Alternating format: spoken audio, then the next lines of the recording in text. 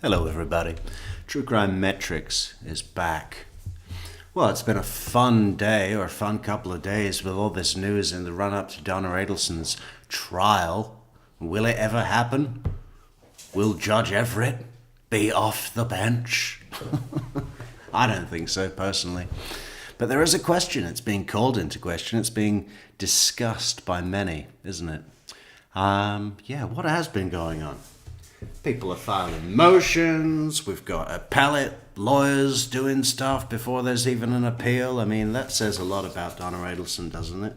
And the state of her case as perceived by herself and her defense counsel. Let's hire an appellate attorney before we need to make an appeal. Because we'll probably have to do one at some point. So she's been busy, but before there's an appeal to her conviction, she's appealed the amended motion that seeks Judge Everett to recuse himself. Okay, and now they want an en banc hearing by all the circuit judges in Leon County. Now, there are 16 circuit judges in Leon County, last I checked, and also 10 county judges, county court judges. They won't be included in the en banc panel, but the 16, I mean, that's a big number, isn't it? You want 16 judges to listen to your amended motion. I don't think that's going to happen.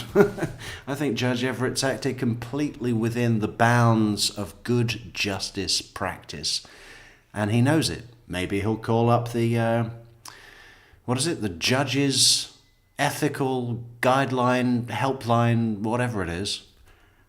Is this the helpline? What is the best flavor of jelly beans?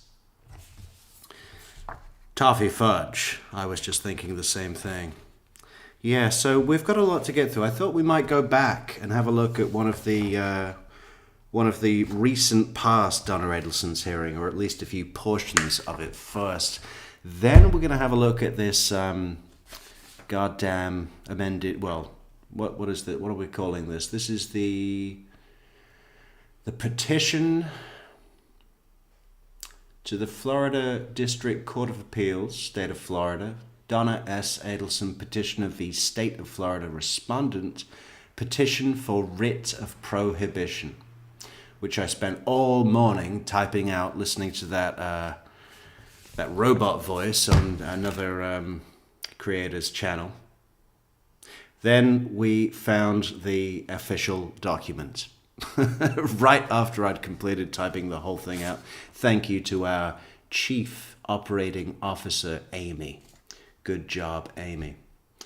Then we'll do that. And then I thought we might have a look at a few of the guests on Surviving the Survivors podcast that went out yesterday, because that really brought in some of the good information and highlighted it. So I thought it might be a good way for us to read the document, then have a look at what those guests said. Everybody check out Surviving the Survivor. I will put the original link to the original video in the link for the description. Thank you, Joel. We will be playing a little bit of your show tonight, your fantastic show. Thank you, Joel, for all that you do for all that you do for the community. Okay, let's have a look at Man, it's been so much work today getting prepped for this that we're all over the place. I don't even know what's going on. But we'll flesh it out. Don't worry about it. Let's use a little bit of Donna Adelson's previous hearing to set the scene. Adelson hearing.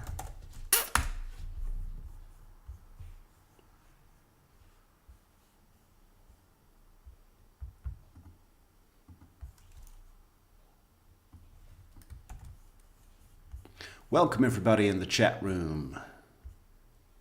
Welcome back to True Crime Metrix. Go to privileged matters or encapsulate. Oh, we're a little bit farther ahead.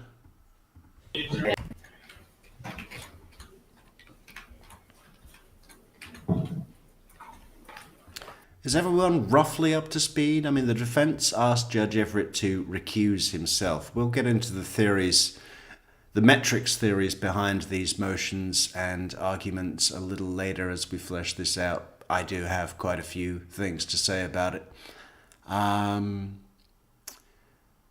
basically, the defense asked Judge Everett to recuse himself, which is a decision for Judge Everett to make himself, whether or not it's appropriate for him to recuse himself and pass on the trial for another judge to hear, to preside over. Judge Everett said, "No, thank you. I'm happy over the case. I know it really well. I presided over Charlie Adelson's trial, and I'm familiar with the relevant matters." Then the defense moved the court for, what was it? Part of the appeal document. We'll get there.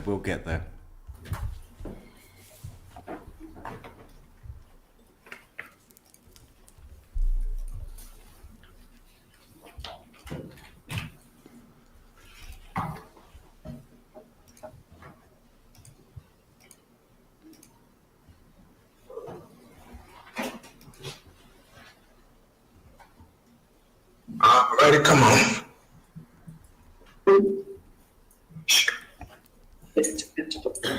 No, man, we should just be able to sit down and then y'all get started talking to them. If they cannot hear you, or you cannot hear them, let me Miss Parks.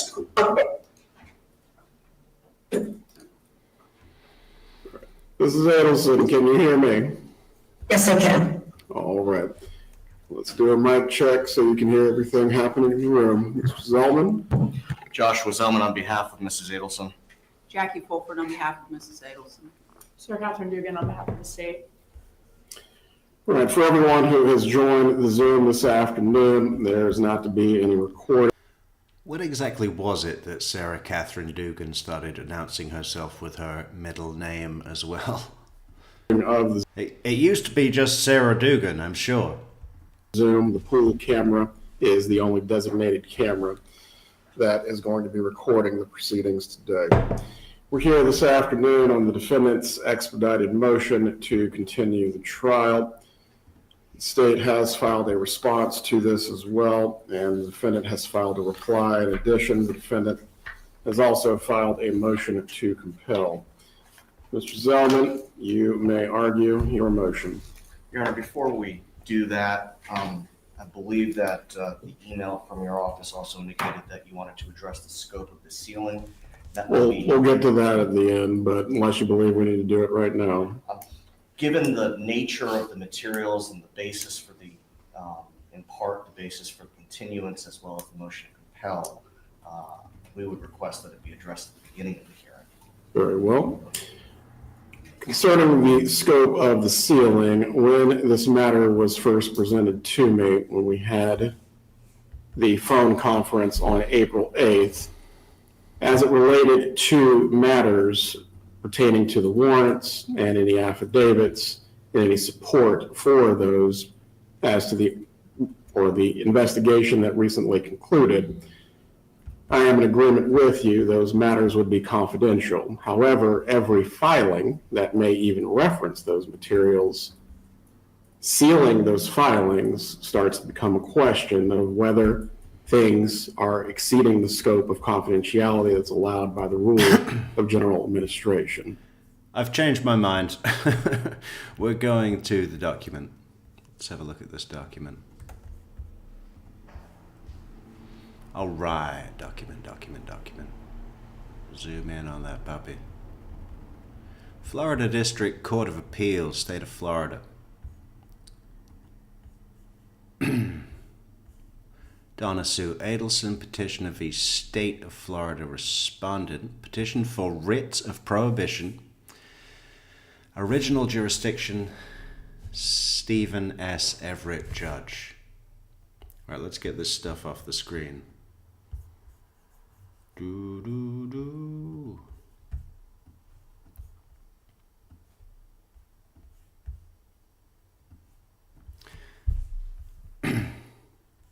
Donna Adelson seeks a writ of prohibition to prevent the trial judge from presiding over her criminal trial.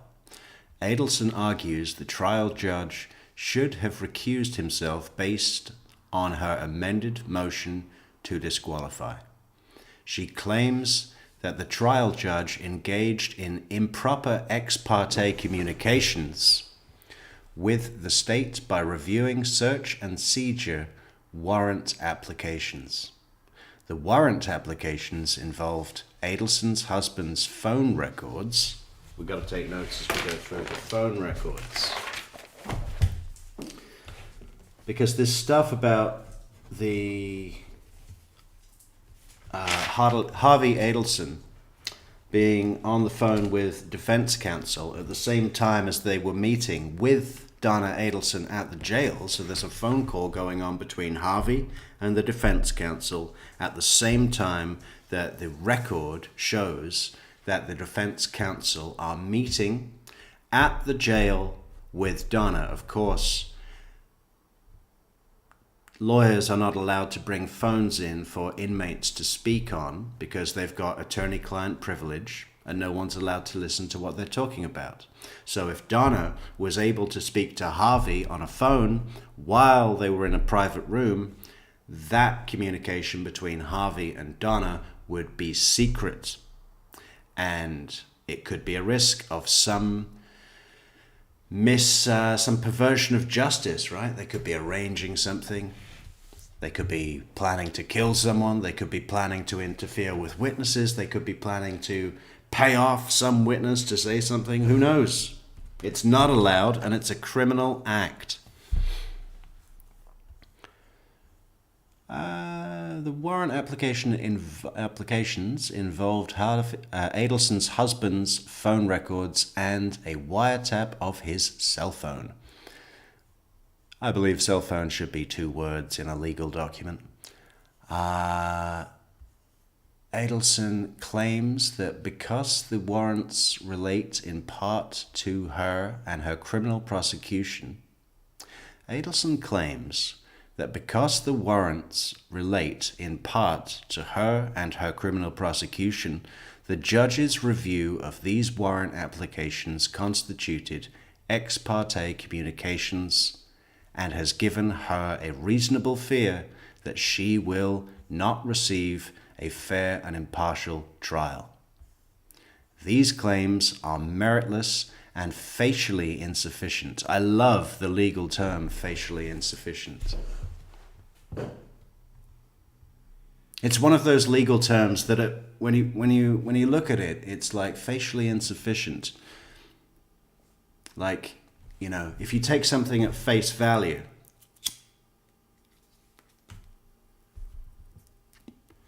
like an interpretation could be of facially insufficient, would be it appeared insufficient. And the implication might be that if you dig a little deeper, maybe it would be sufficient. But on the outside, it looked insufficient. That's not what it means. Facially insufficient means that by its face, it was so obviously insufficient that no further digging into it was necessary. Oh, I really like it. I really like it. We deny the petition and right to explain why. It is routine for trial judges to review warrant applications and then preside over the resulting criminal trials. Trial judges also commonly issue arrest and search warrants for criminal defendants that have pending cases before them. Especially when you're the administrative judge of Leon County, the top judge in the building. Adelson's petition amounts to an attack on this common practice. We begin with the general prohibition on ex parte communications. Hang on a second.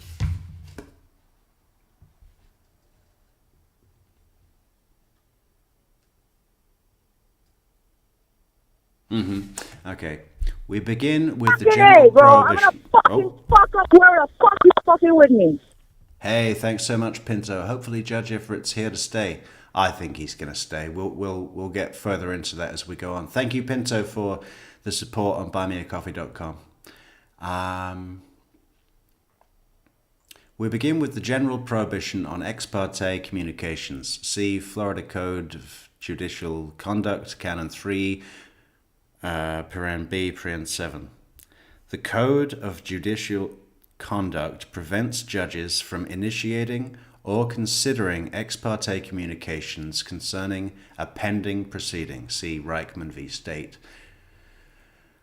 But there are times when a judge must engage in ex parte communications. The Code of Conduct contemplates this and permits a judge to initiate and consider any ex parte communications when expressly authorized by law to do so. Florida Code of Judicial Conduct, Canon 3, paren B, paren 7, paren E. The review of arrest and search warrant applications is a core function of the courts. Article 1, Section 12 of the Florida Constitution addresses searches and seizures. It requires a judicial determination of probable cause before a warrant can be issued. Article 1, Canon 12, Florida Constitution. It also provides this right shall be construed in conformity with the Fourth Amendment of the United States Constitution as interpreted by the United States Supreme Court. And the Supreme Court has explained the pre-search proceeding is necessarily ex parte, since the subject of the search cannot be tipped off to the application for a warrant lest he destroy or remove evidence. Franks v. Delaware. That is to say, ex parte judicial review of warrant applications is constitutionally authorized. Judicial review of warrant applications is also authorized by Florida Statute 933.01 Florida Statute. A search warrant authorized by law may be issued by any judge, including the committing judge of the trial court, having jurisdiction where the place, vehicle, or thing to be searched may be.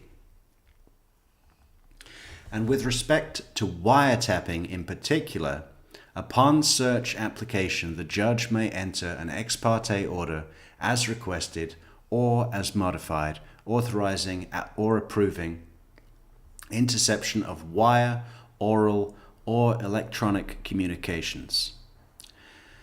Canon 934.09 paren 3 Florida Statute, in short, the ex parte communications in this case were expressly authorized by law. They are therefore not subject to the general prohibition on ex parte communications because Adelson does not allege any ex parte communication beyond the ordinary authorized review of warrant applications.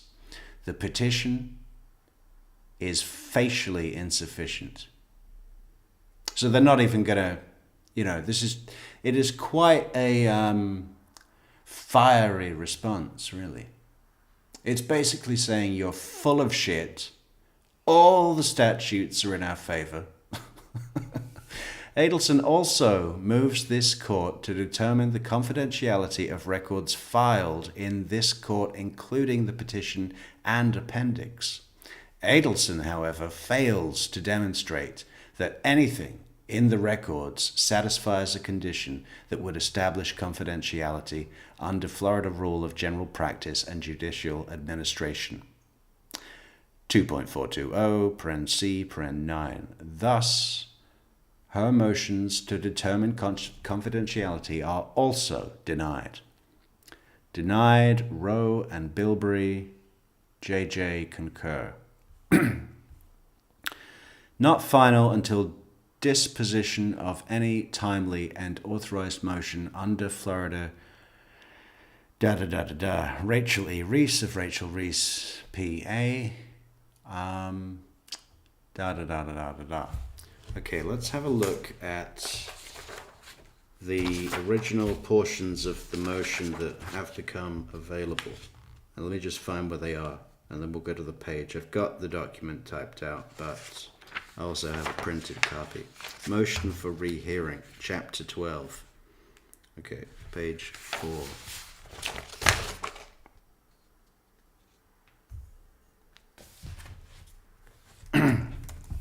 This is going to be Donna's argument, which this was a response to. Where is it?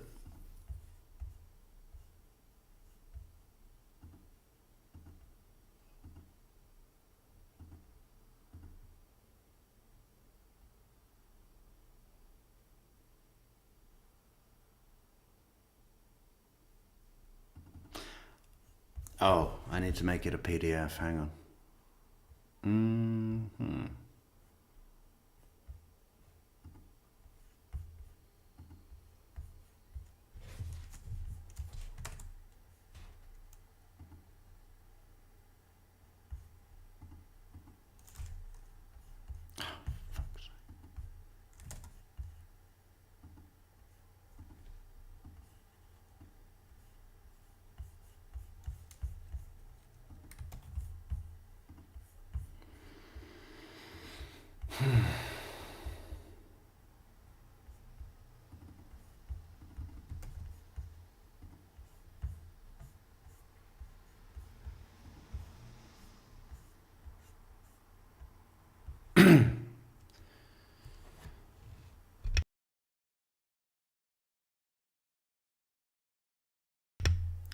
Motion for rehearing, chapter 12. The summary provided by the court is as follows. Adelson argues the trial judge should have recused himself based on her amended motion to disqualify. She claims that the trial judge engaged in improper ex parte communications with the state by reviewing search and seizure applications. The warrant applications involved Adelson's husband's phone records and wiretaps of his cell phone. Adelson claims that because the warrants relate in part to her and her criminal prosecution, the judge review of these warrants applications constituted ex parte communications. And does that need explaining to anyone? Ex parte communications? That she's saying the state showed the judge elements of an investigation, the review of search and seizure applications, the warrant applications to get records of Harvey Adelson's phone calls without informing the defense that those communications with the judge were happening or inviting the defense to be part and argue against those communications. Ex parte, without a party, without the other party. Adelson claims that because blah, blah, blah, blah, blah, the judge's review of these warrant applications constituted ex parte communication and has given her a reasonable fear that she will not receive a fair and impartial trial. These claims are meritless and facially insufficient. We deny the petition and right to explain why.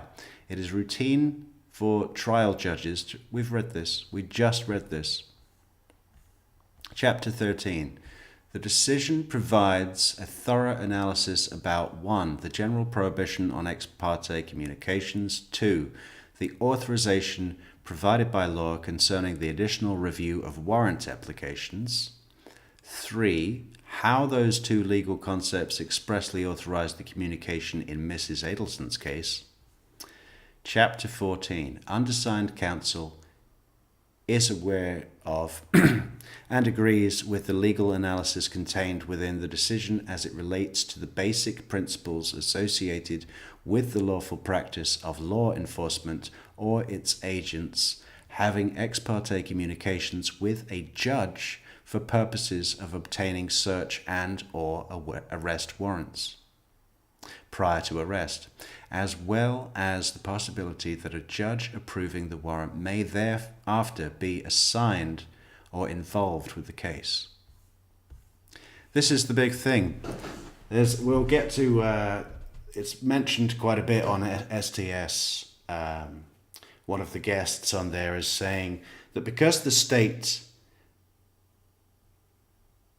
applied for a warrant from Judge Everett saying, we want a warrant for Harvey Adelson's cell phone because we think that her lawyers were sneaking a phone into the jail because we have records of Harvey Adelson's phone activity. At that point, it was just the records, no wiretap and no pen, what is it called? Pen something, pen record.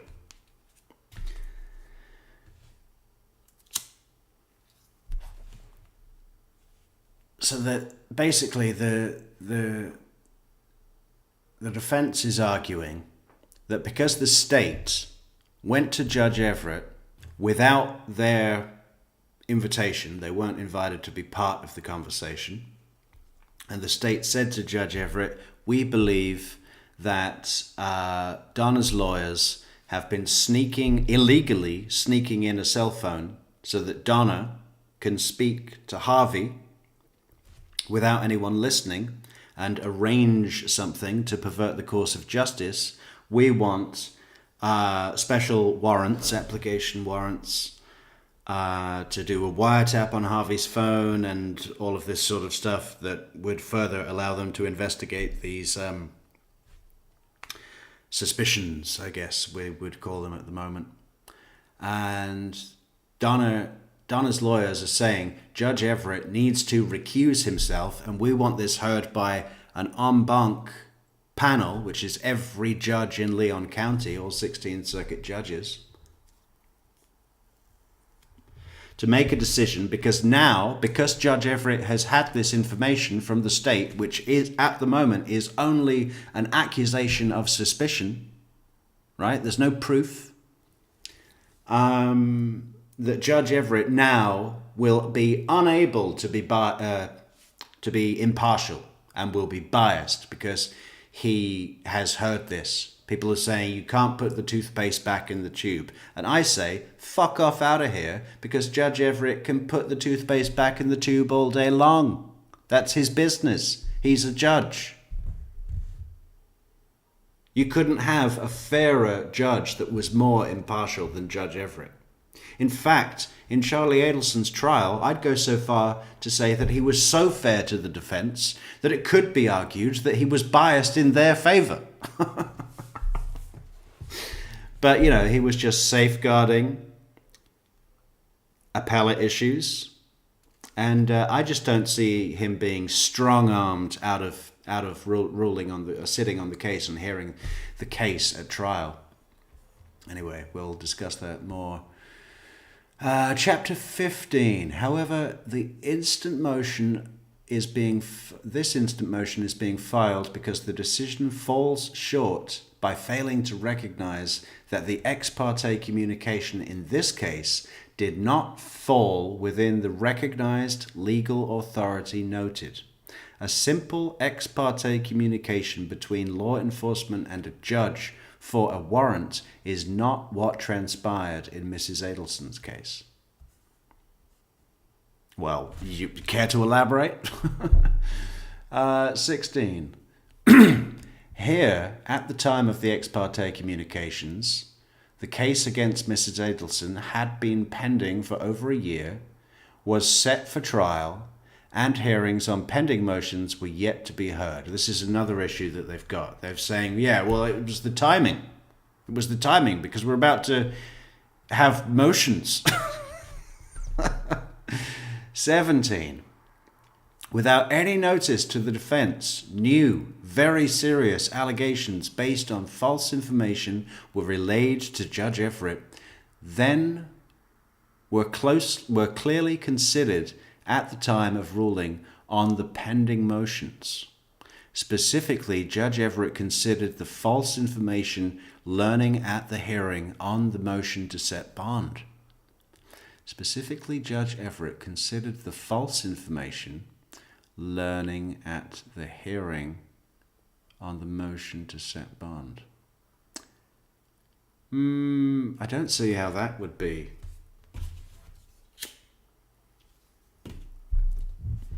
I didn't think it went back that far. 18. I'm not even sure. You know, this thing about the state is claiming that they have records that show that Harvey was on the phone with defense counsel at the same time that defense counsel was meeting with Donna Adelson. Now, I just don't know. I would need more information. You know? Because I could imagine a situation like this. You're the defense counsel. You go to the jail for an appointment to meet with your client in a private room where you can enjoy the attorney-client privilege. But part of that situation involves a waiting room, right? Say you've got a 2:00 appointment. You show up at 2:00 or quarter to 2, and you know they've got to go and get Donna and da da da da da. You know how things are in a jail setting. There's always a delay. What if they're just sitting in the waiting room at the jail before they hand their phone in? I'm not sure if they need to hand their phone in or not. I think so. I think that's the policy. And while you're waiting in the waiting room, before your meeting with Donna Adelson, you're on the phone with Harvey to say, yeah, we're at the jail. We just had a couple more questions for you that we can bring up with Donna Adelson in our meeting, right? I mean, that could happen. That scenario would be completely legal, and would also give the states the evidence of what we know about it so far, that calls happened while, you know, I assume, well, obviously there's a record book where lawyers that are visiting a client in custody would have to sign in, and time and date, right? So Zellman goes in, signs the book, enters jail at 2:00. But let's say he doesn't actually get into the private room with Donna until 2:30. And between 2:00 and 2:30, he's on the phone with Harvey Adelson. Right? That's a scenario that makes sense and is legal, but also would give the state the information that it claims is evidence of a potential situation where the defense attorneys are sneaking a phone in so that Donna can have off the record communications with Harvey. Now, let's pretend for a second that these allegations are completely true. And I'm not saying if they are or not, right? I don't know. With the information that we have at the moment from the scenario that I've just described, there's something that we can imagine that's completely feasible, that is legal, but also gives the state reasonable suspicion to raise this matter as an investigation matter with Judge Everett and obtain warrants, right? Now, so it is a very serious thing to do for a defense counsel to sneak in a phone for you would be disbarred. You'd probably never be a lawyer again. You might be imprisoned. I mean, for Zellman or Fulford to agree to do that, it's extreme. Do you see what I mean? It's not a thing that you can chalk up to a mistake or an error born of ignorance or anything. It is completely illegal. And, you know, there's absolutely no way that you could possibly claim that you didn't know. It's not like, oh, I forgot to hand in my phone and I dropped it on the floor, and when I went to the restroom, Donna made a call. You know, that's not believable. That's not going to fly. If you get caught doing that, you're barred, you're disbarred, and could be imprisoned. Reputation's gone, career's gone. You know, I don't know how old Jackie Fulford is, but she's got some legs left in her career, right? And Zellman, you know, I mean, he's got many years to enjoy his career. If something is worth enough to jeopardize that, what is it? I don't see what it would be. What the fuck is Donna gonna be on the phone talking to Harvey about? Off the record. I mean, what would that be? So I have doubts that this actually happened. I guess that's my position. But I can see a scenario that would justify the state's suspicion. And don't forget, as far as the state's concerned, there's been some talk around about how, what would be the motive for the state to falsely accuse the defense of these matters. I don't think they are falsely accusing the defense counsel of these matters. Like I said, there is a clear way that those calls could have happened, been legal while they were in the waiting room, and give the state the reason to. But let's not forget, I mean, the state may just want wiretaps on Harvey's phone. Because Donna's not the only person he's calling, right? I guess he's also calling Wendy. And if you've got a wiretap on Harvey Adelson's phone, you're getting all his calls, not just the ones that are with Donna. So, although the state may not need wiretaps of Harvey Adelson to have the confidence to prosecute Donna and get a successful conviction, if an opportunity presents itself to the state for them to have reasonable grounds to obtain a warrant for Harvey Adelson's cell phone, the fruits of that wiretap could be used, could prove useful in investigations of other unindicted co-conspirators, such as Wendy and Harvey, of course, obviously. But, you know, it may be about that. It may be that the state has just said, oh, look, there's a record showing that the defense counsel was on the phone with Harvey while they were booked into the jail.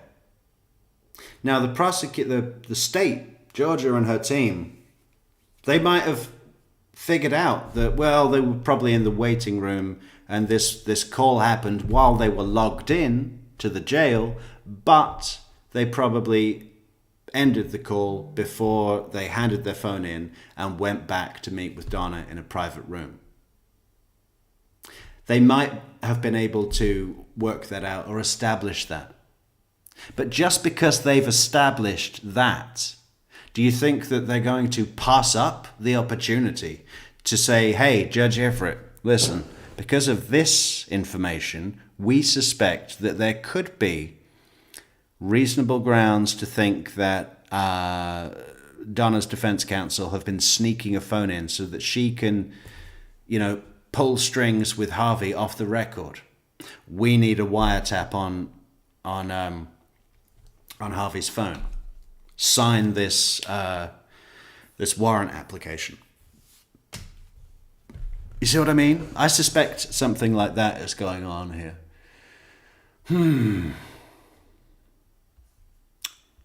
Have we read this one? Had counsel for Mrs. Adelson been aware of the knowledge that the trial court gained in those ex parte communications? Let's read that again. Had counsel for Mrs. Adelson been aware of the knowledge that the trial court gained in those ex parte communications, the defense would have been able to argue against those communications from the from the confidential informant.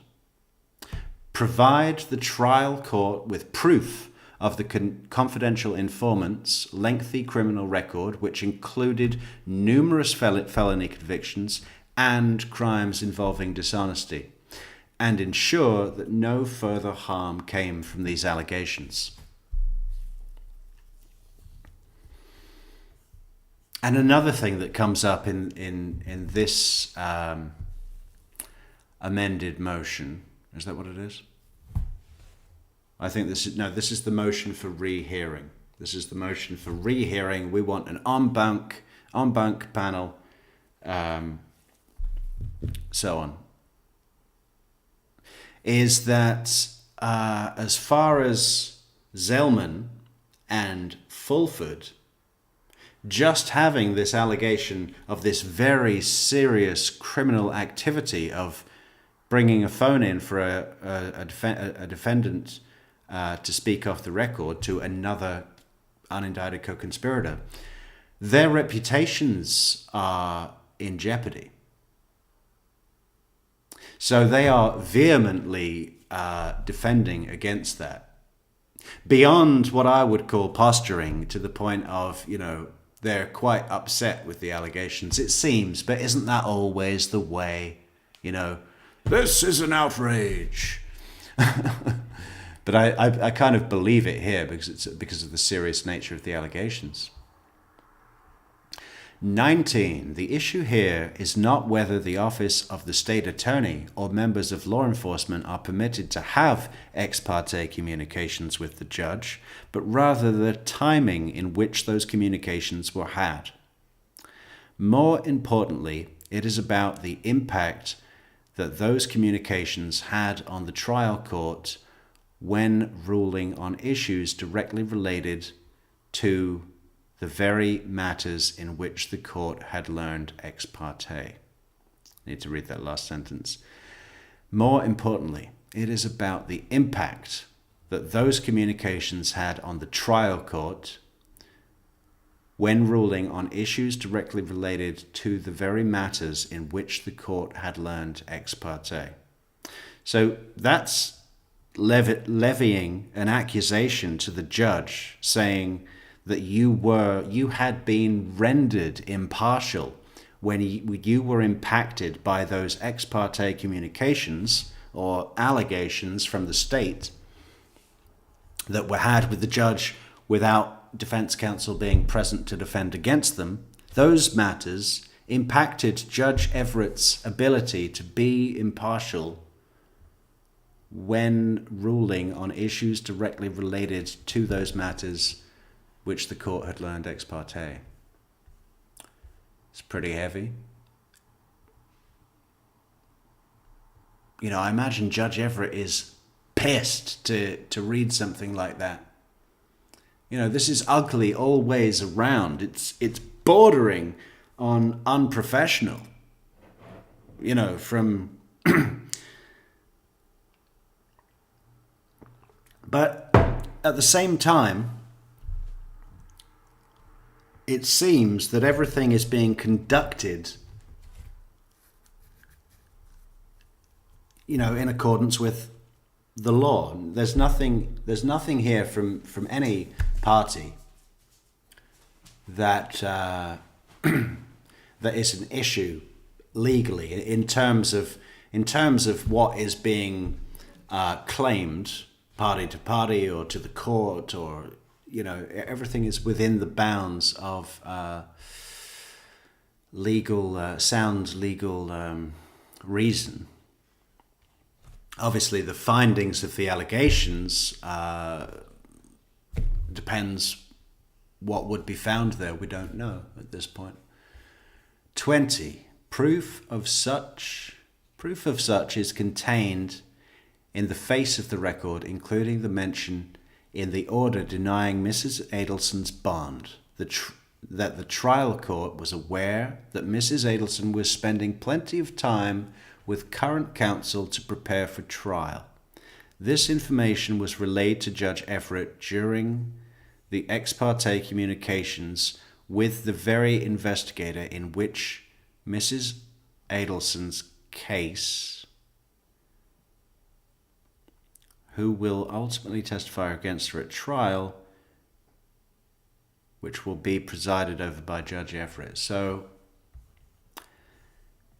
they're saying, you know, if we think back to the Arthur hearing, Donna's Arthur hearing, actually,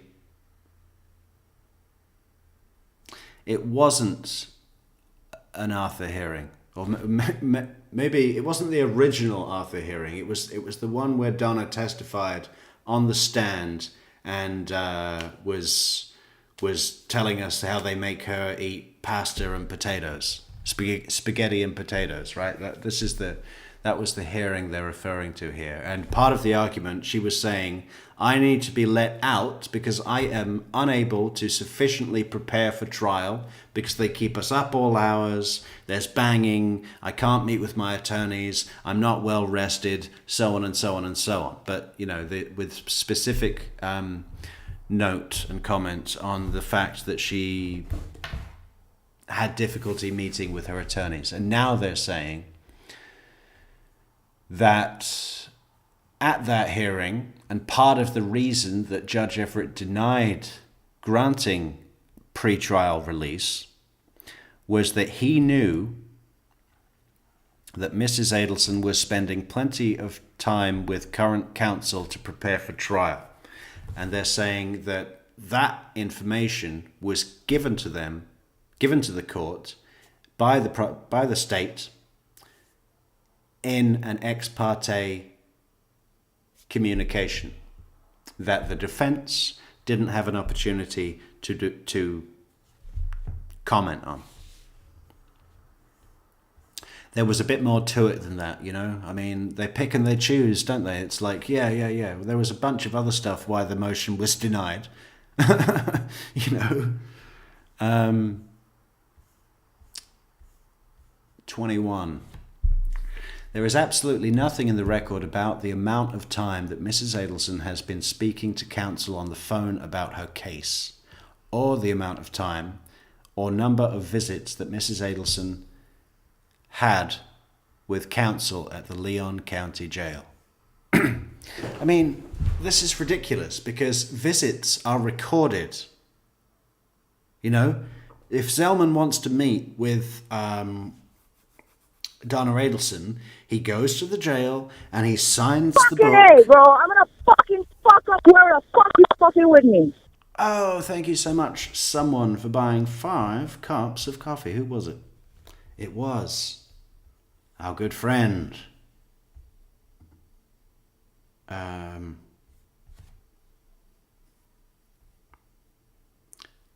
Buika, M. Buika. Thank you, M. Buika, for the fabulous coffee. I need to have some coffee, actually. Just 1 second. All this reading. Maybe a cigarette as well, huh? Let's do it.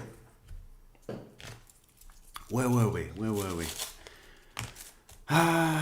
Yeah, so they're saying, oh, Judge Everett said that he knew that Mrs. Adelson had spent plenty of time meeting with defense counsel. Well, you don't have to have the ex parte communications to know that. You can go to the fucking logbook at the jail and look where it says Zellman or Fulford and see when he signed in, when he signed out.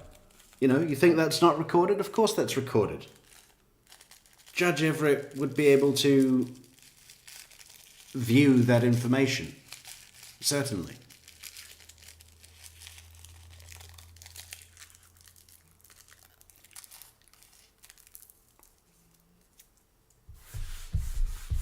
You know, I've said this before, how much the Adelsons do this thing where they will blame the other person by, you know, this reflective thing, like, how do I explain this? You know, like they'll say they accuse the other person of doing what they are doing to that person. Do you see what I mean? Like Donna in her recent letter that we read out the other day, she said, I think the state are just throwing stuff at the wall and seeing what sticks. Right? That is exactly what this document is. This thing about, Judge Everett wouldn't have known how much time defense counsel was spending meeting with Mrs. Adelson had it not been for the ex parte communications, and that knowledge that he gained, they claim illegally, affected his decision when he ruled on the request to grant bond. Right? That's just throwing stuff at the wall. It doesn't even make sense.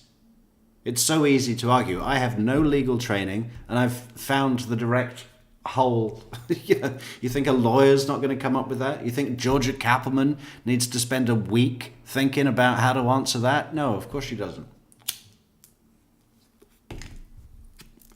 But the thing about an en banc panel is that the matter will be heard by every judge in the court. In Leon County, I believe at the moment that is 16 circuit judges that it would be heard from.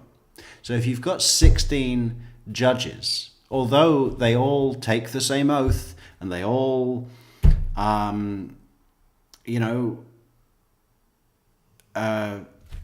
from the same school of, well, this is kind of my point, that they're kind of not really.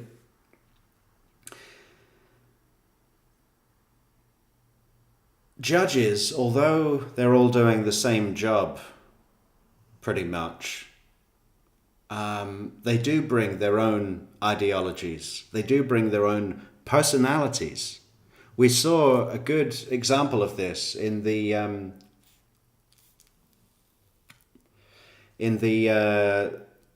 Seventh Circuit judge panel in the, I think it was the Brendan Dassey, what was it now? What was it called? Do you remember that from the Making a Murderer season 2, where Laura Nyrider, and it was this cool like cartoon of the judge panel, but we heard the audio. Those judges were listening to an argument and hearing completely different things. I mean, that's how law works, right? They're not clones of each other. There's each judge has their own. What is,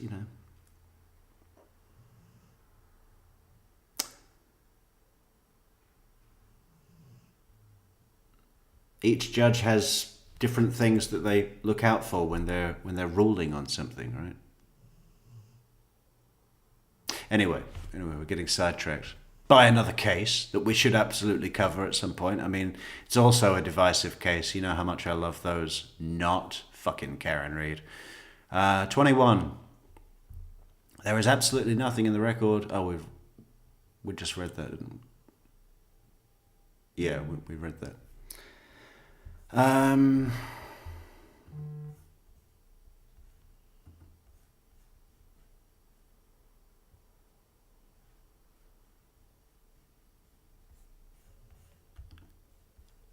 22. Even without the record evidence of the interaction and the resulting impact of such, the fact that one party was able to have unfettered access to the presiding judge on a pending case and provided them with information that was clearly intended to create a bias against the other party with an opportunity to be heard is inherently unfair. Again, saying that Judge Everett doesn't have the ability to maintain impartiality, which I think is ridiculous, especially with Judge Everett.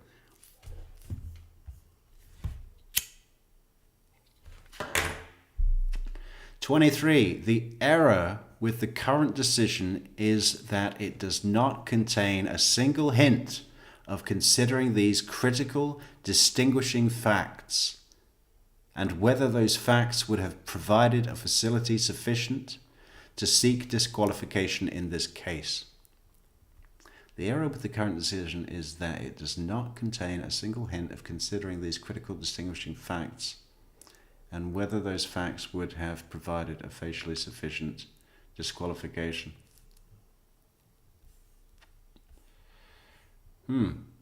Well, it said it was facially insufficient, so...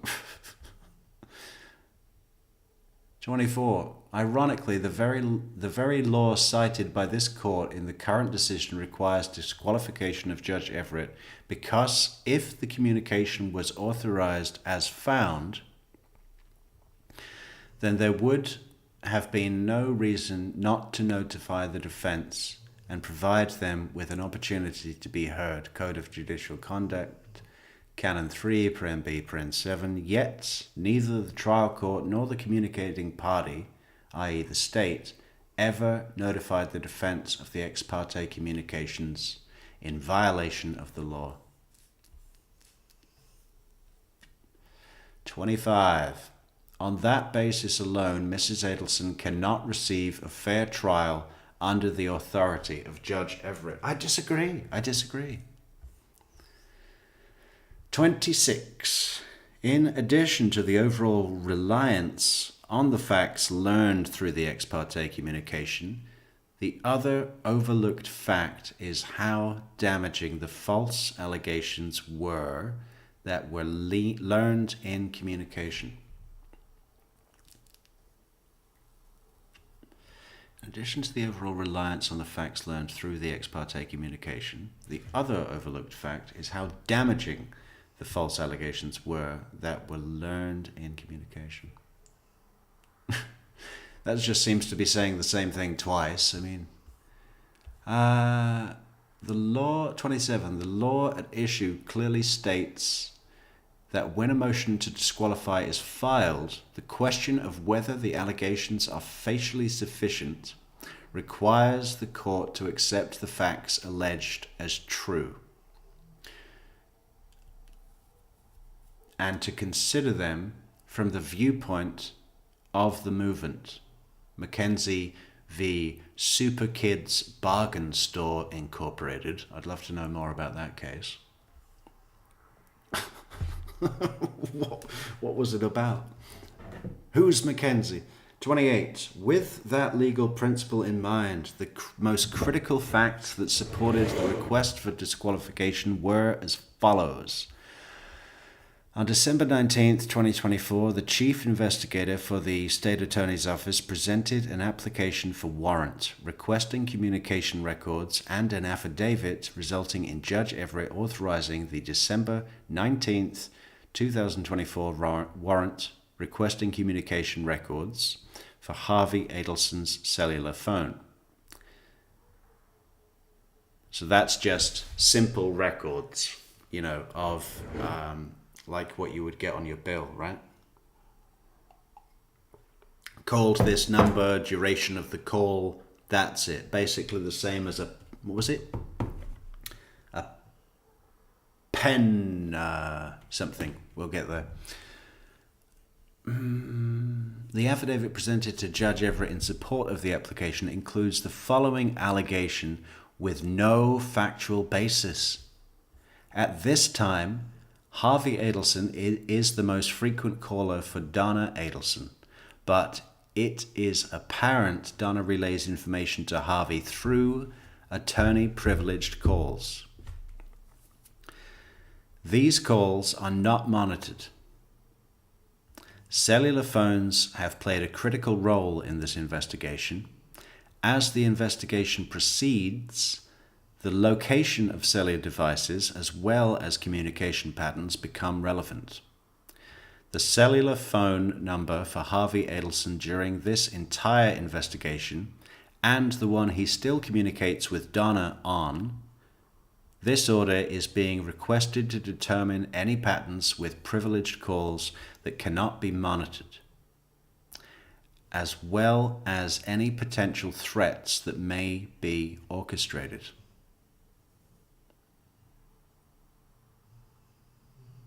Okay.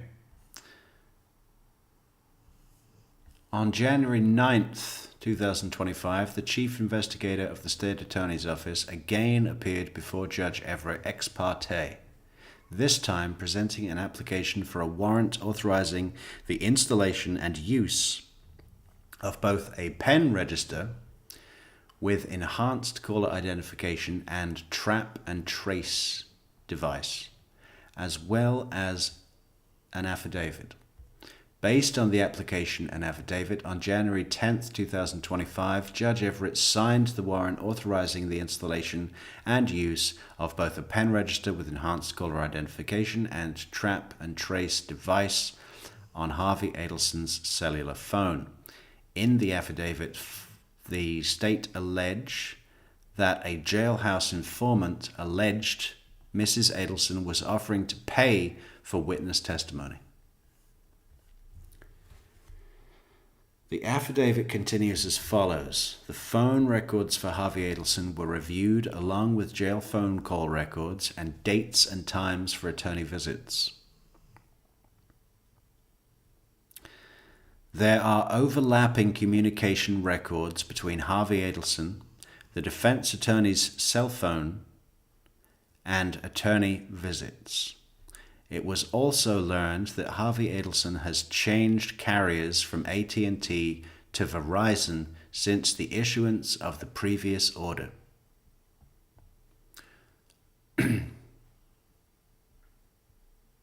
So, Judge Everett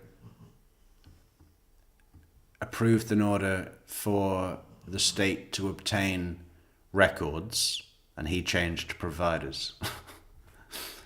As with the December 19th, 2024 affidavit, the undersigned counsel has already determined factual assertions made in the January 9th, 2025 affidavit to be false.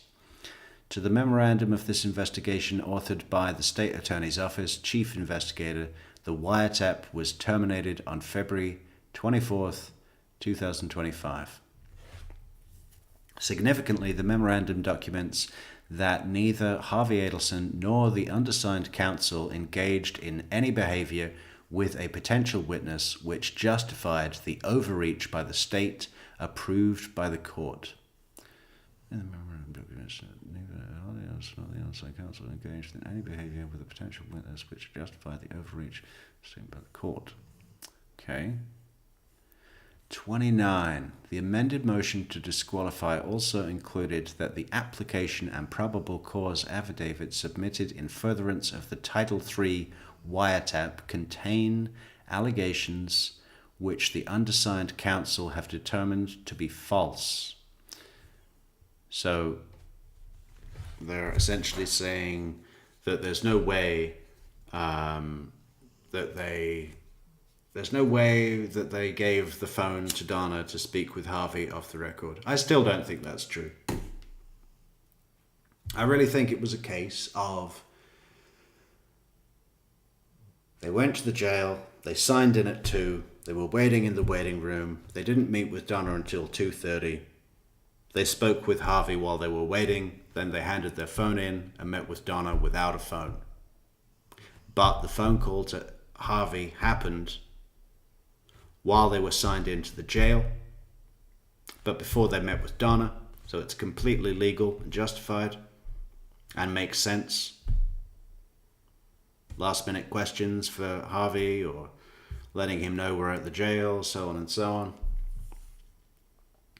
And then the state maybe realizes that, but also sees the opportunity to say, hey, listen, this is a good enough reason for us to get a wiretap for Harvey Adelson's phone approved.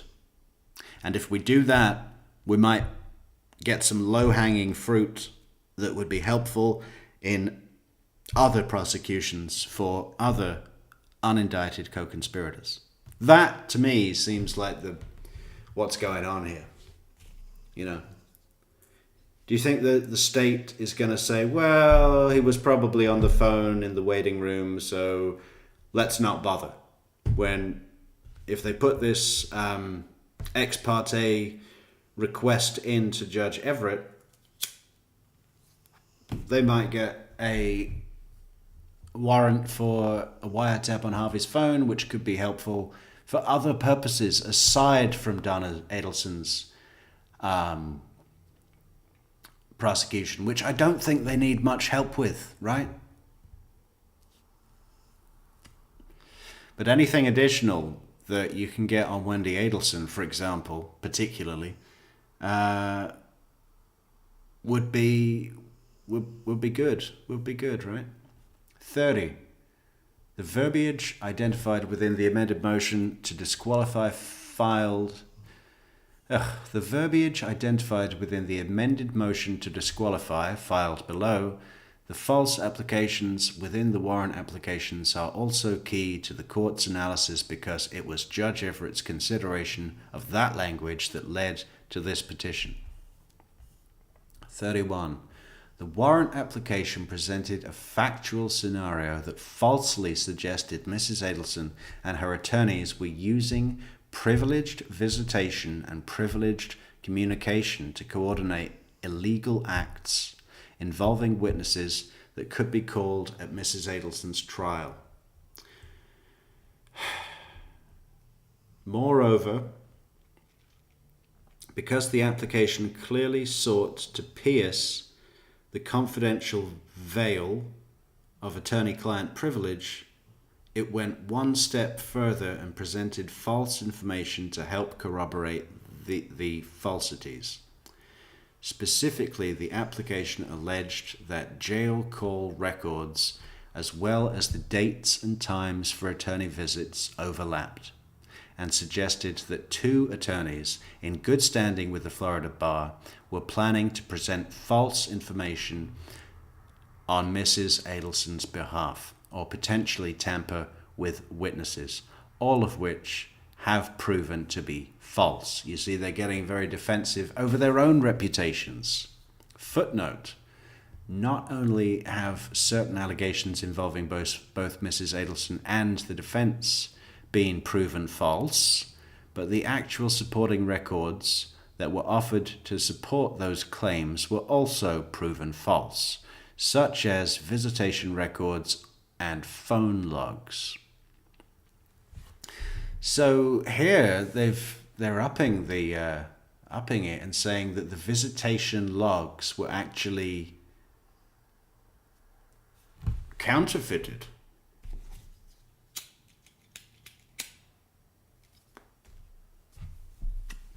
This sounds like that they're saying that the state created false logs, visitation records and phone logs by counterfeiting them. That's a very serious allegation. Let's read it again. Not only have certain allegations involving both Mrs. Adelson and the defense been proven false, but the actual supporting records that were offered to support those claims were also proven false, such as visitation records and phone logs. Furthermore, the mere suggestion proposed by the application concerning Mrs. Adelson and her communications with counsel are not only reckless but deeply offensive and undermines the integrity of the proceedings entirely. Sounds like an appellate issue. Trying to get those appellate issues all in there, aren't you? Yeah, undermines the integrity of the proceedings. 32. Therefore, although the legal principle cited in the current decision is legally correct, it does not accurately address what transpired in this case. Moreover, it does not consider the damaging false information provided or the impact that said information has had or could have in the future on Mrs. Adelson's case. 33. The current decision's failure to consider these critical portions of the issue must be remedied through a rehearing, motion for rehearing en banc.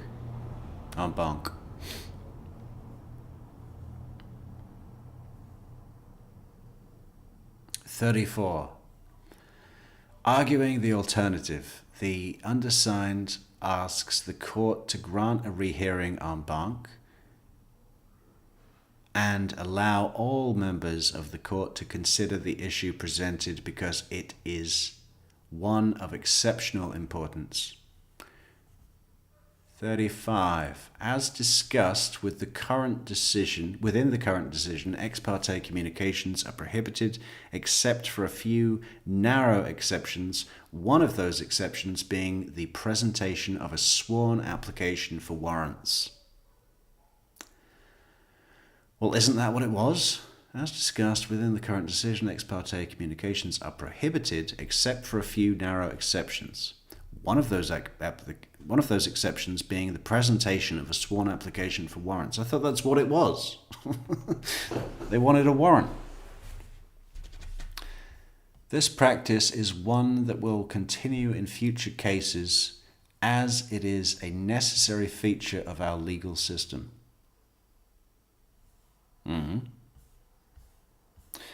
36.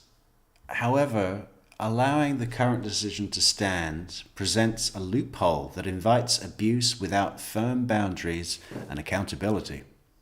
The danger is that actors who seek to manipulate the judicial process in the future will exploit exceptions to the prohibition on ex parte communications as a backdoor to improperly influence the court.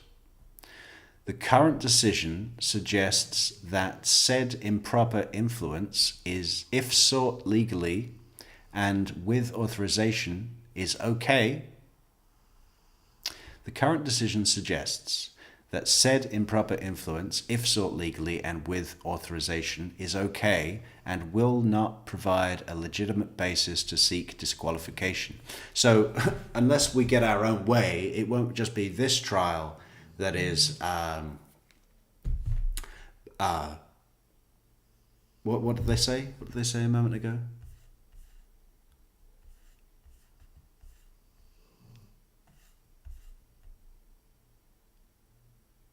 Oh, I can't remember what it was. It won't just be this trial that has the integrity undermined entirely, but all trials. Yeah, we've got to do it for the good of justice as a whole.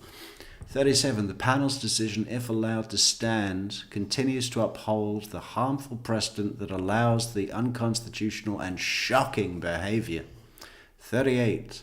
As a result, the undersigned asks that the case be reheard en banc. Certified, blah, blah, blah. I express a belief based upon a reasoned and studied professional judgment that the case or issue is of exceptional importance.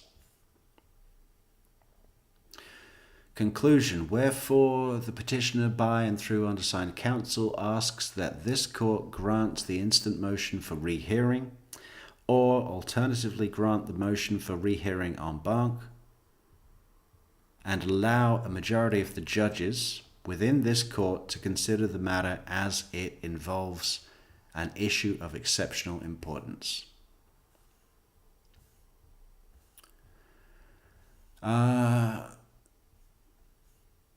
Yeah, there are some notes from the other creator here.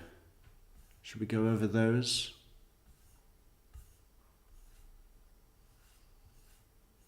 I think we should go over those before we move on to Joel's show.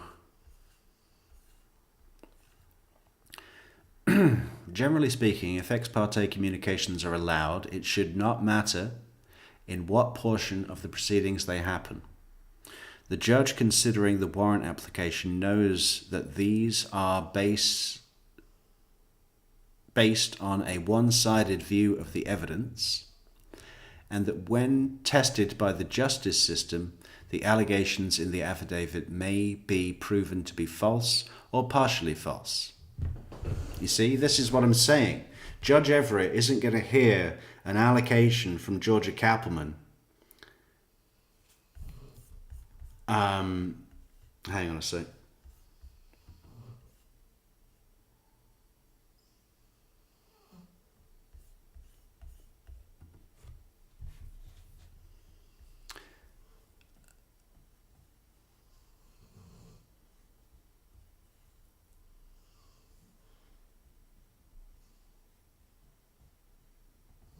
Judge Everett's not going to hear an allegation from Georgia Kappelman and assume that allegation to be true, and let it bias his judgment, right? He hears an allegation.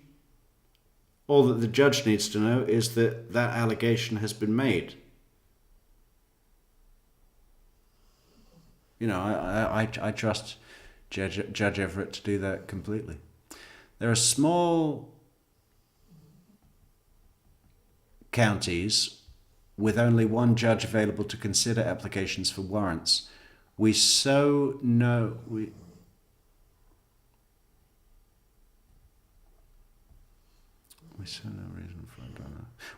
reason for a Donna Adelson exception to the general rule. We also note that there is not citation to any cases in support for the motion, and that the citations to the canons of judicial conduct omit reference to the exceptions noted in the canon.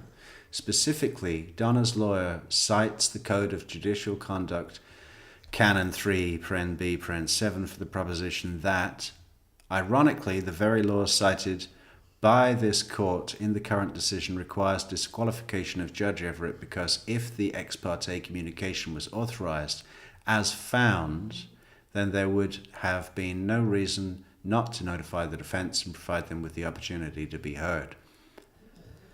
In other words, Donna lawyer suggests that even if Judge Everett was allowed to communicate ex parte with investigators about the application for warrant, he should then notify the defense about those communications, in essence, tipping the defense about what the investigators were investigating.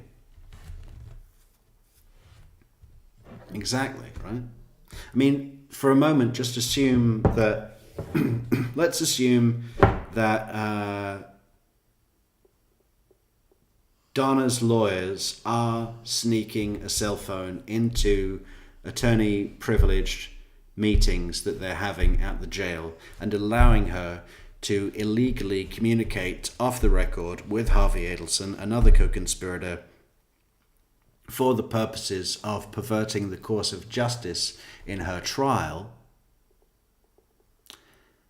If we assume that to be true, and the state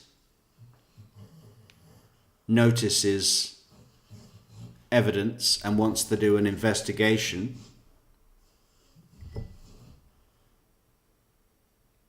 by what the defense counsel is arguing, they're saying if they want to investigate us for bringing a phone in and letting her speak and put a wiretap so that they can catch us in the act, they need to let us know first.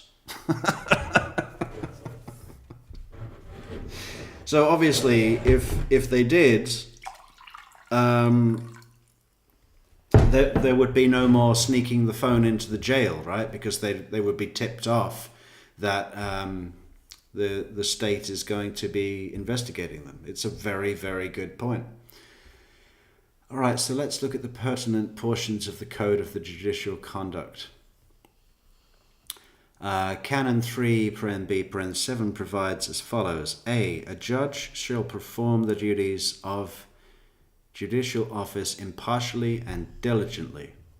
B, adjudicative responsibilities. A judge shall accord every person who has a legal interest in a proceeding or that person's lawyer the right to be heard according to law.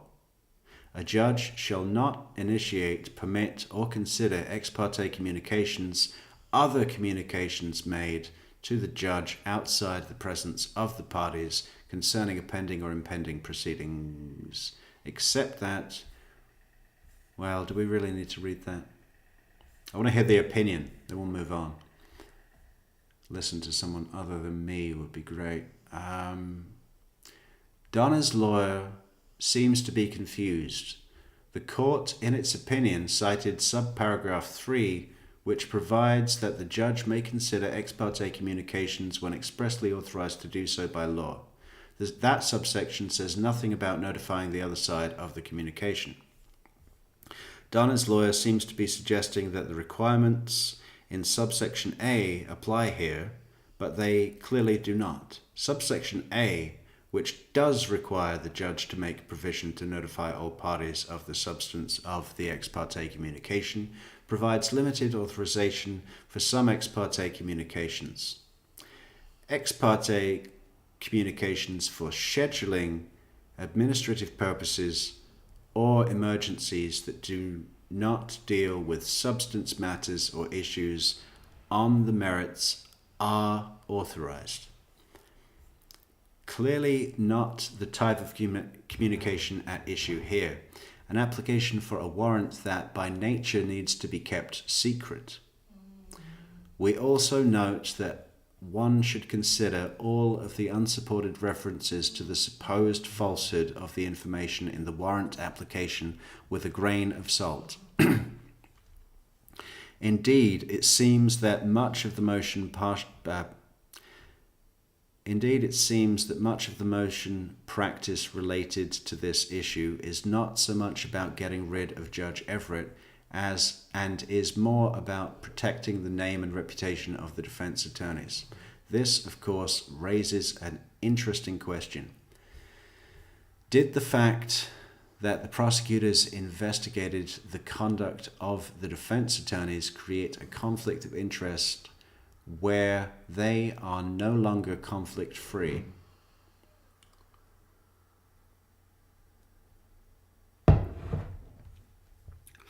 Did the fact that the prosecutors investigated the conduct of the defense attorneys create a conflict of interest where they are no longer conflict-free? So saying that Zellman and Fulford may now have a conflict of interest due to their personal professional need to defend their own reputations, that may be a need in conflict with representing their client effectively? That is an interesting question. I'm not sure we have the answer right now. We just know the question exists.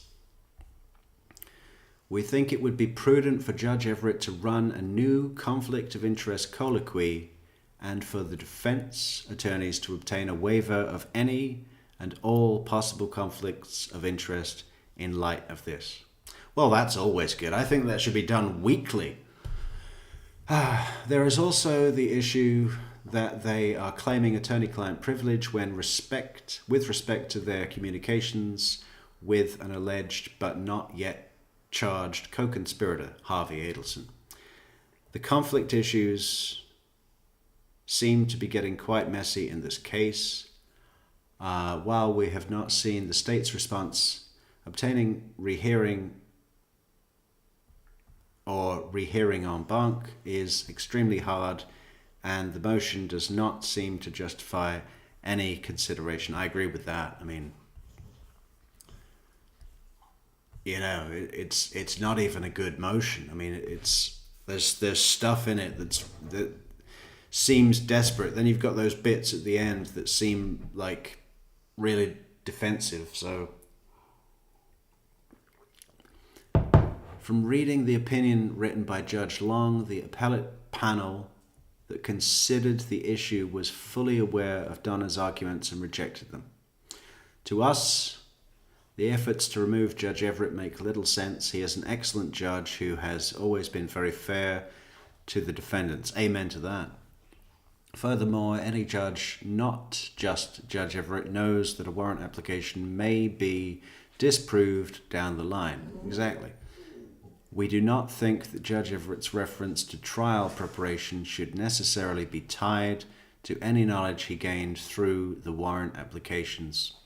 This extensive preparation is self-evident from various discussions between the lawyers and the judge at various hearings, where mention was made by the defense lawyer of meetings with Donna Adelson at the jail.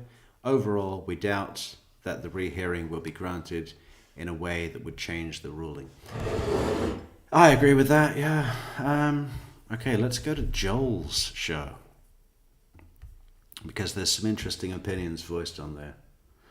How do we get there?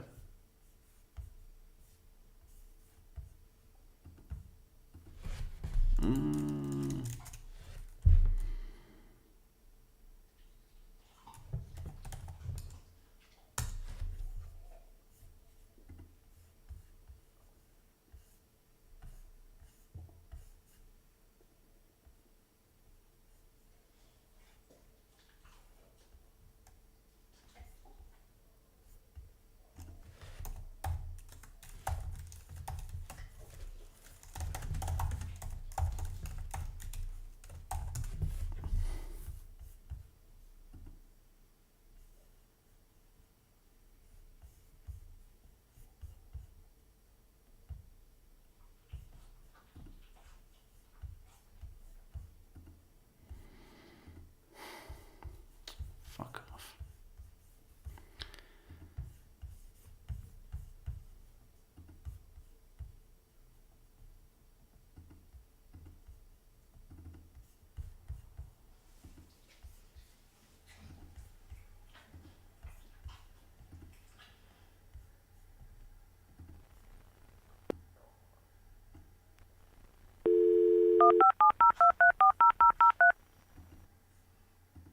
That's the wrong one.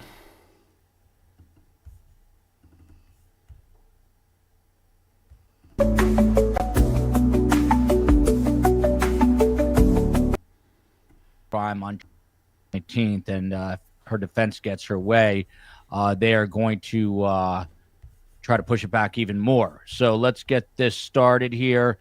Best guess, we got Tim Jansen, former federal prosecutor, now the famed Tallahassee criminal defense attorney, R, the letter R, and O-U-R, Timothy Jansen.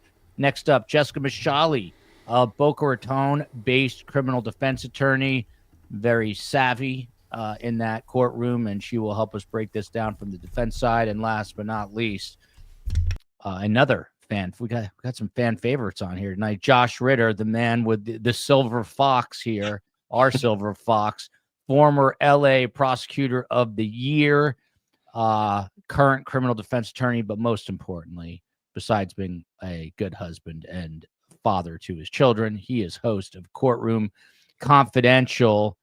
You can find it anywhere you find podcasts, but you can definitely find it on YouTube and check it out. So, Tim Jansen, I'm going to start with you. All of us were talking a bit behind in camera, if you will, but not on camera.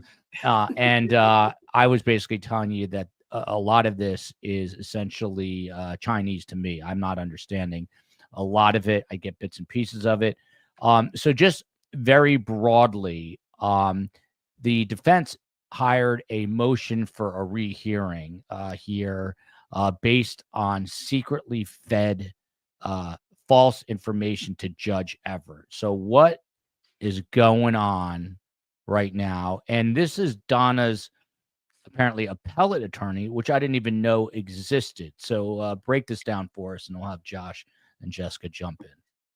Well, you can have an appellate attorney on prior to trial. They usually assist in making sure issues are persevered and saved for appellate review.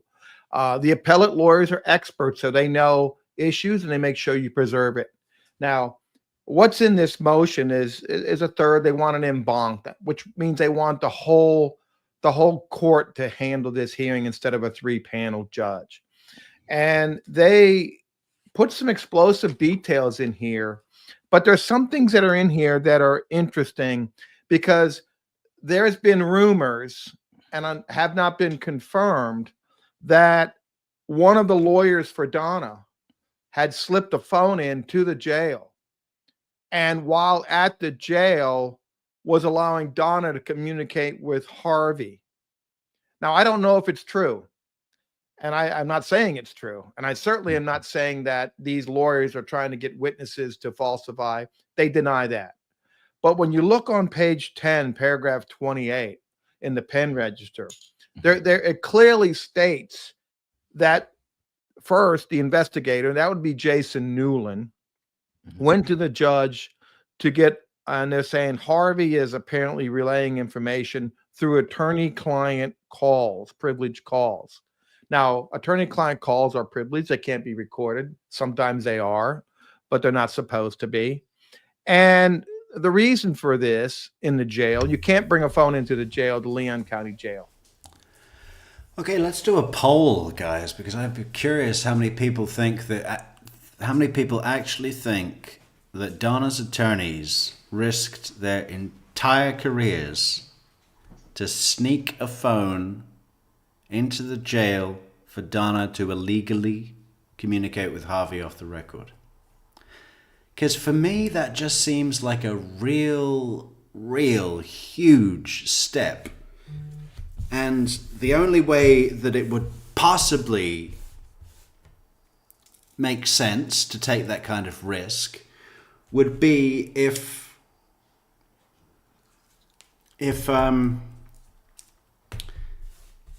there was something that really good that you could do with it. Like if there was a sure thing, like if I get to speak with Harvey, I'm going to get off. You know, if it were like super obvious what that was. But what could it be? Like the only things that I can think of is, hey, listen, this person that was in the jail with me is about to be released and she's moving back to Miami and you need to find her and you need to give her a big envelope full of cash and tell her what to say at trial. You know, that from what we know could be possibly something on the cards for Donna to need to communicate to Harvey off the record, right? For example. But that is not something that is like, okay, if we can get that to happen, I'm obviously going to get off this charge. You know what I mean? It's questionable anyway, even if it was completely reliable.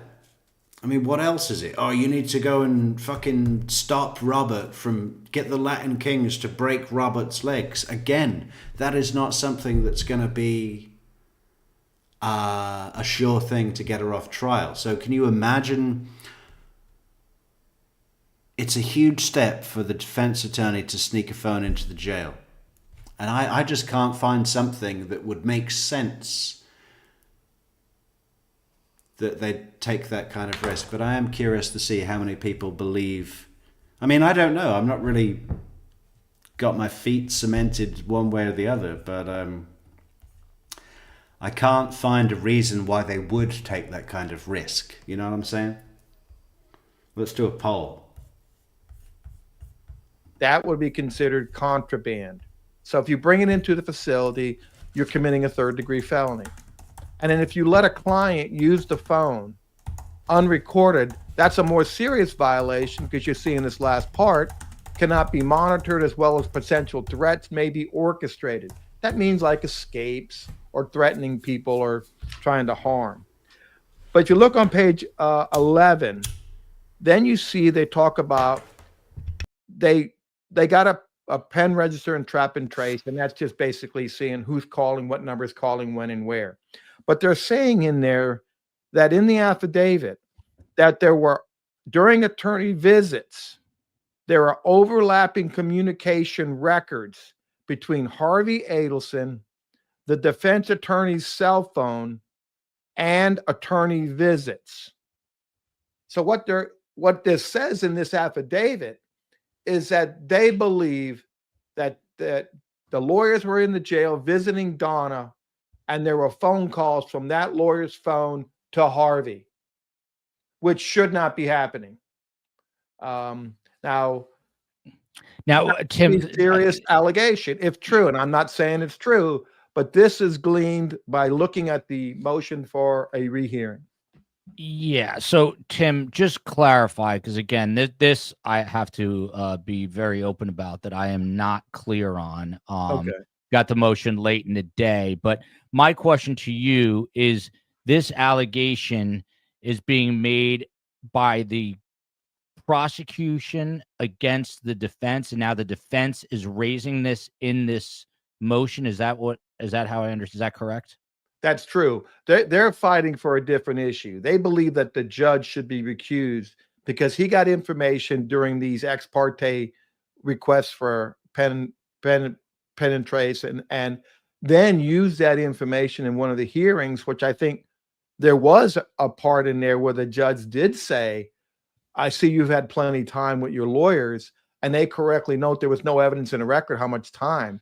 So there is some merit to some of the arguments, but I highlighted this because what I had been hearing, and now it looks like it's confirmed that at least there might have been some phone calls being made with Donna to Harvey with the attorneys.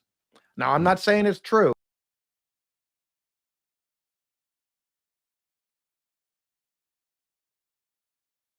Okay, we got high numbers on 87% say yes, Donna's lawyers snuck in a phone to the jail. That's okay. So now let's play a game in the comments where put the loudspeaker icon to mark like to say what was the thing that Donna needed to communicate with Harvey. What was that thing that her attorneys were willing to risk their entire careers, reputation, and possible jail time to do that favor? Because it's got to be something good, right? It's got to be something very, very important in order to do that. What was that? Let us know in the comments. Please put the Hey, loud... bro, I'm gonna fucking fuck up where the fuck you fucking with me. Well, thanks so much, Mary, for the coffee on buymeacoffee.com. Put the loudspeaker icon next to your opinion in the comments about what it was that Donna had to say to Harvey, because I can't find anything that would make sense to me, you know?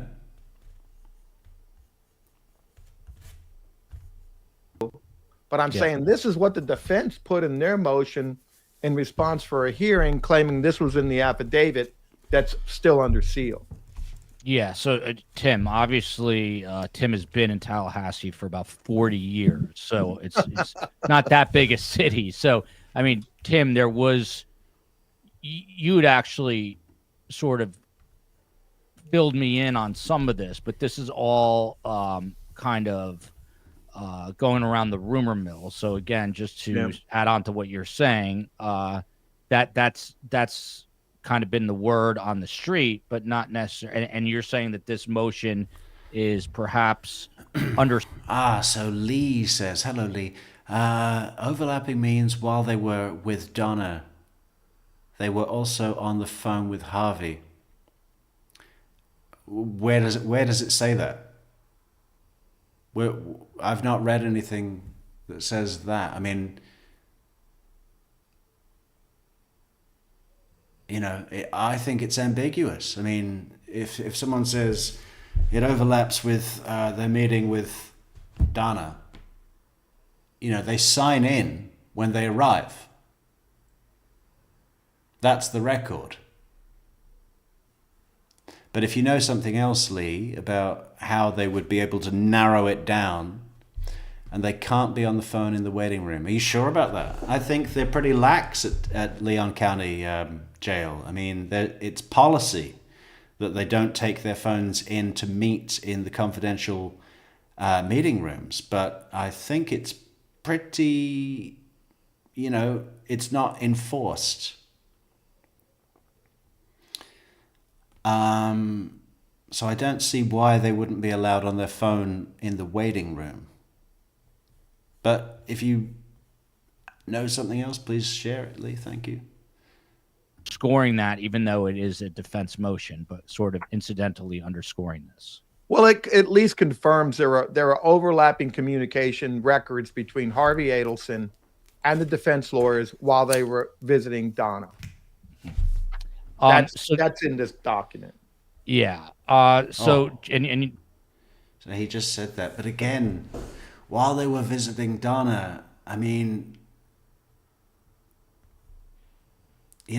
being in the waiting room, to me, encapsulates visiting Donna. You know what I'm saying? It's I need to hear something that says, there's a record. This is when the door closed in the private room. Donna was in there, and that's when the call happened. That's the record I would want to see to have it clarified.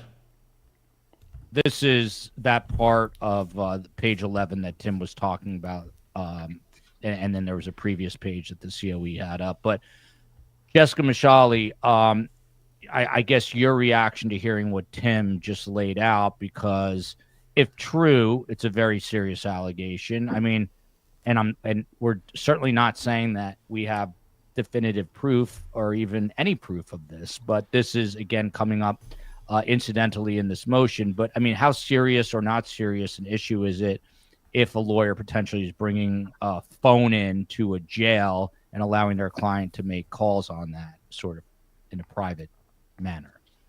It's extremely serious. It's a crime. Any lawyer who would do that would be arrested.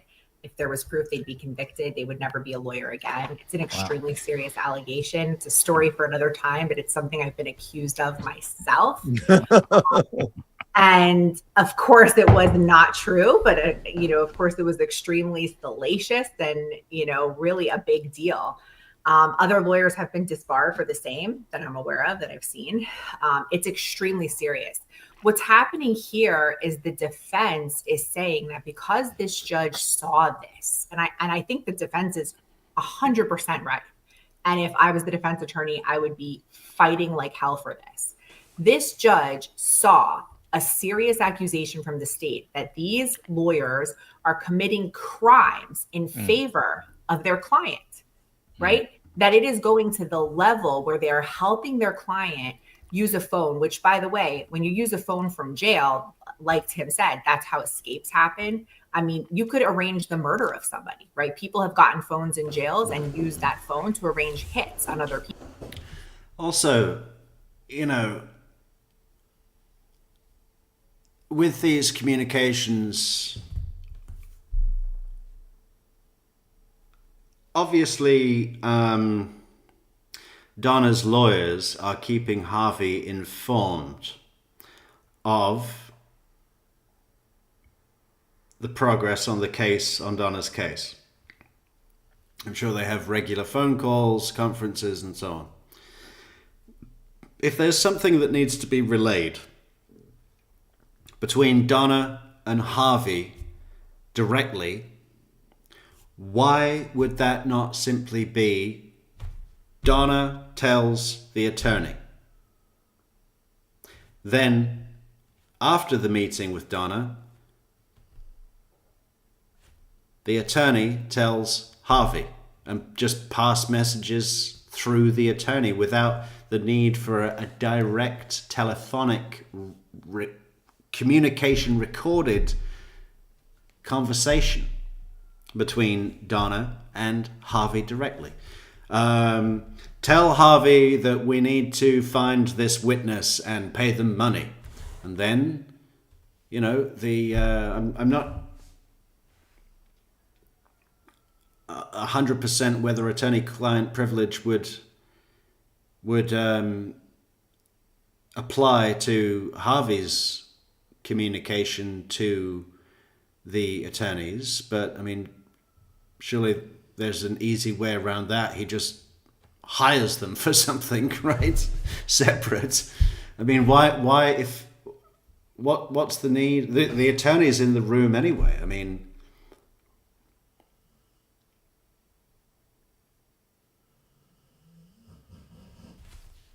it's it just seems like that there's not a good enough reason for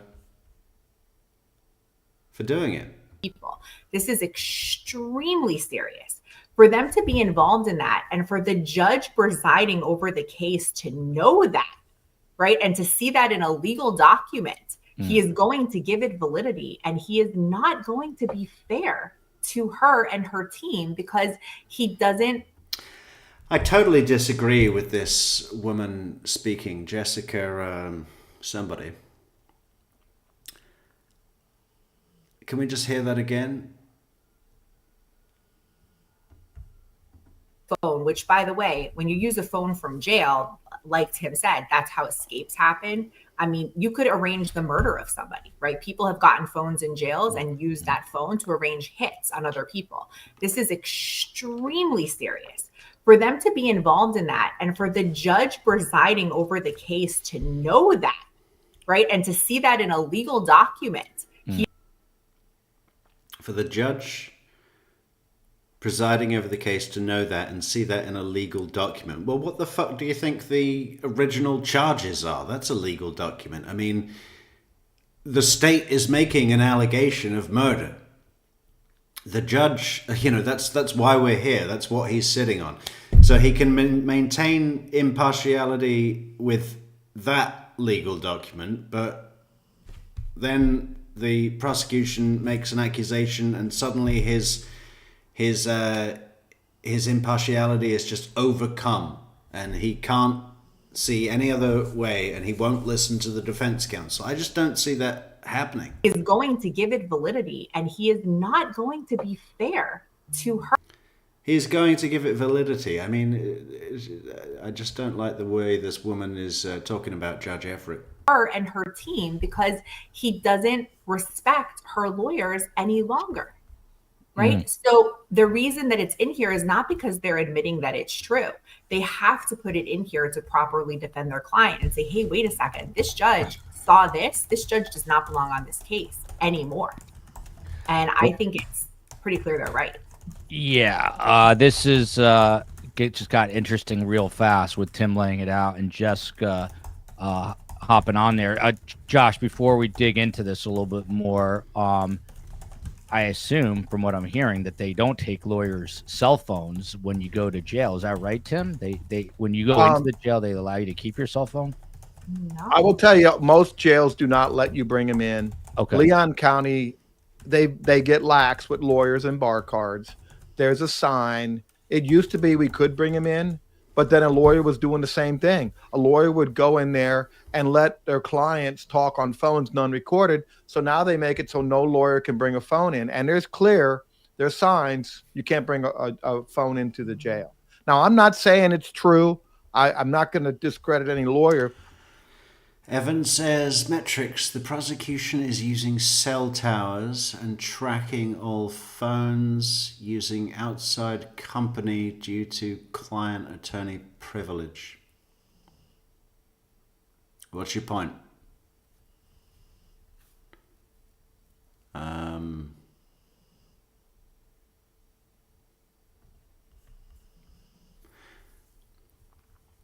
mean,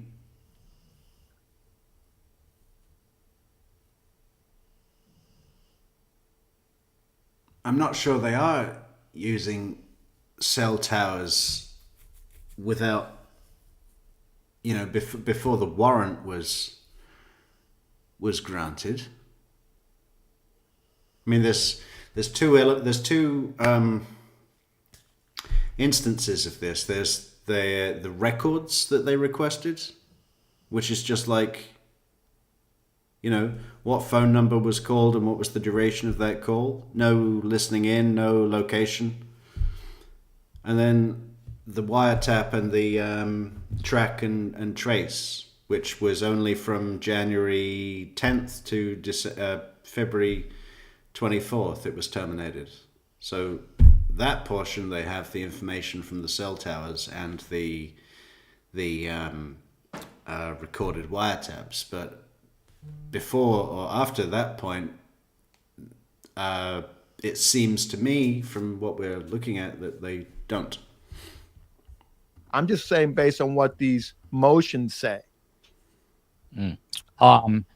This is fascinating. Josh, I just want to give you a chance to weigh in here before I kind of dissect it down to a more base level. Yeah, I wish I had something more interesting to add, but I mean, Tim, really does a great job of reading through kind of the in between the lines of what is being said here. I will. Metrix, waiting room has posters, no phones, leave in car.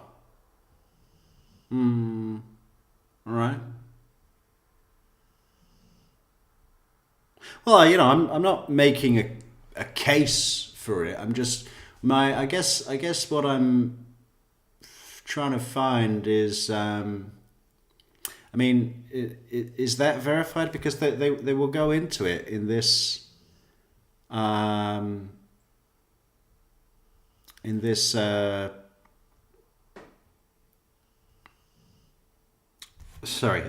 podcast that we're listening to now, that they're pretty non-enforcing of the rule. I don't know what's in the waiting room in Leon County Detention Center. Do you? Have you seen a photograph? Have you visited there, or have you heard it reported from someone who has? I will point out, just in fairness, what the defense is saying. No, I thought that as well, Evan. Actually, I thought exactly that today. Apple Watch would have been a good way to do it. I could see that happening. But you know what I haven't found or read yet in the comments, guys, is a good enough reason for this to happen.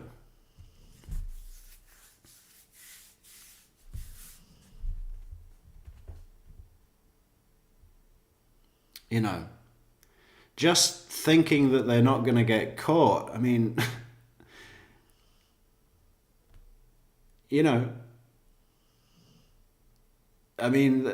those are the famous last words, aren't they?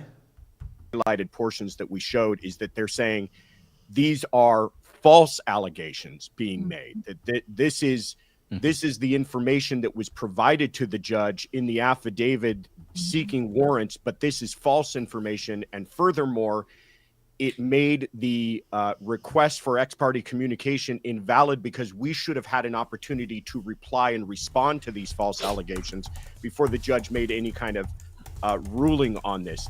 It's interesting because this motion is asking for reconsideration of a motion already denied by Judge Everett. In Florida, I'm no Florida expert. My understanding, though, is that initially the motion to have the judge recused or removed goes first to that judge, and that judge makes an initial inquiry based upon just the legal basis, assuming all facts to be true, just the legal basis. That Everett denied those motions. Apparently there were two based purely on the law. They then appealed that up. That appeal was denied, and now they're asking for review of the denial of that appeal, and they're asking for it to be done en banc, meaning the entire court takes a look at it because they feel like these issues are so fundamentally important. But what they're saying is not the reasons.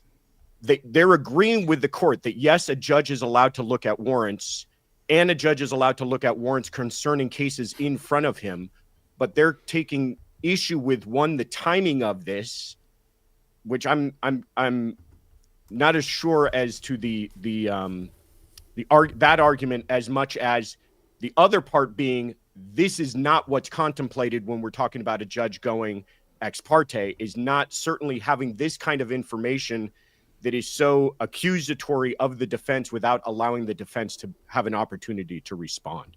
So it's a little bit of a in the weeds sort of an argument, but I think the biggest takeaway is what Tim has already pointed out, is that I think the reason they're most offended by this is it's true. What is being alleged is without flat out saying it, it is the only way that you can arrive at the conclusions made in the affidavit are if the attorneys are committing criminal acts. This is both crazy and convoluted, at least for me. I don't know if I'm the only one, but Convoluted for sure. yeah. So Tim Jansen, let me ask you this. This is all the way I see it. It's almost like calling a bluff in poker now. So now the defense is saying this didn't happen. They're accusing us of this. So now if the state has any sort of... Well, thank you, Evan. Evan says Metrix prosecution tailed Harvey, wiretaps, banking records. He is approaching witnesses. You cannot trial Donna and investigate her lawyers at the same time. You cannot trial Donna and investigate her lawyers at the same time. You cannot trial Donna. This is a tactic. Well, there's just so many tactics flying around at the moment.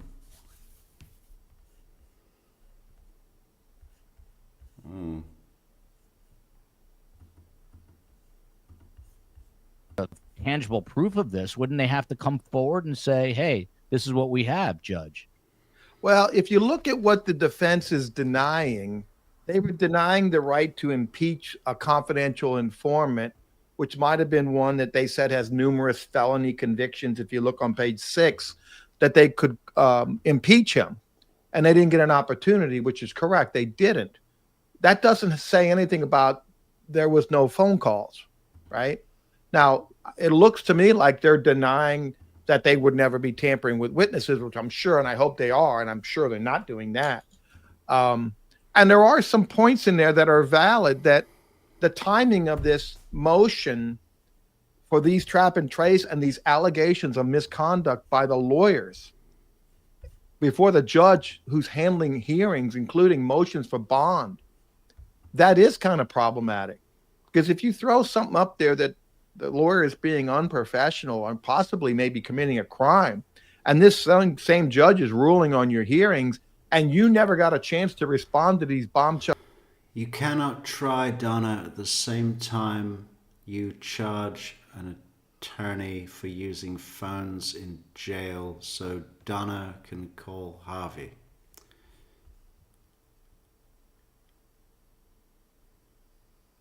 Why not?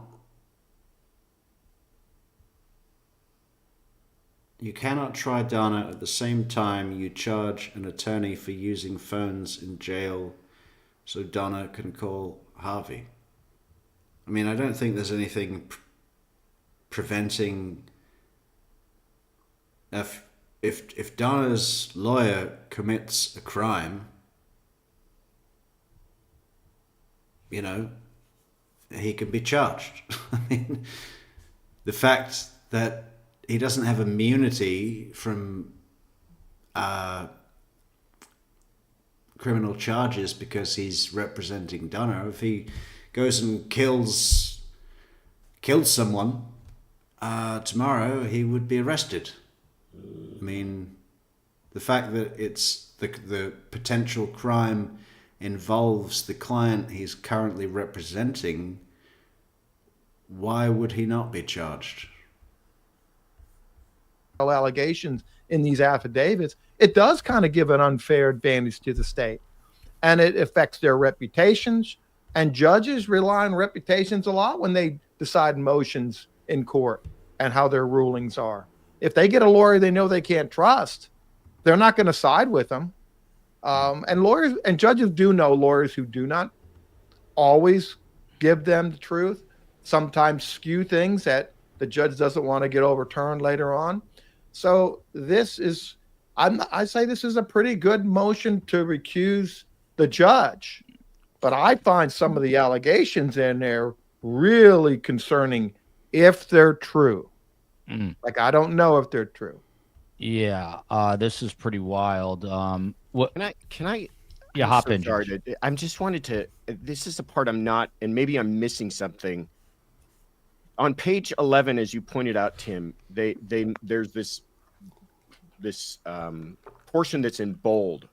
Yeah. And this is the they're taking this from the affidavit for the application for the pen register and trap and trace. That's under seal, still under seal. To try to get that against Harvey, right? How then do they know at the time of writing this affidavit that Harvey is communicating with the attorneys? You're looking at the bolded part here is what Josh is referring to. Yeah, they're saying there are overlapping communication records between Harvey Adelson, the defense attorney's cell phone, and attorney visits. So how do they know that Harvey is communicating with the defense attorney's cell phone if they don't have a trap and trace in place already or pen register in place already? Do you see what I'm saying? Am I missing? It was just the records. Something? I think they started with the records. Their first affidavit, their first warrant was for the records. Gotcha. And then they did the trap and trace. So they've got records that they can line up with attorney visits. That's right. Gotcha. So there were two of them. One was on April 7th and another one was later on. Again, I'm still wrapping my head around this, and this doesn't sound like it's too good of foreshadowing here. In other words, this could get upended again, is what I'm thinking. It's supposed to start August 19th, and who knows at this point. But Jessica, let me ask you this. Let's go inside Judge Everett's home for a minute, metaphorically speaking. He's sitting at his kitchen table. What is going on in his mind when he sees... Sitting at his kitchen table. Eating something that's honey nut. Big bowl of honey nut something. I bet Judge Everett has a stunning kitchen table. Solid oak, you know. This motion here to basically kick him out and recuse him from his case. I mean, I said it before and I agree with Tim and I'll say it again. He should be recused. I mean, from a criminal defense attorney, this is so outrageous what's going on here. So I know everybody's trying to wrap their head around this and look at these accusations, but this is not about whether the defense attorney has committed crimes. I know that's the more sexy aspect of this, but this is not about that. This is about the defendant. The defendant should never. Oh no. Soap, what are you doing? Shh.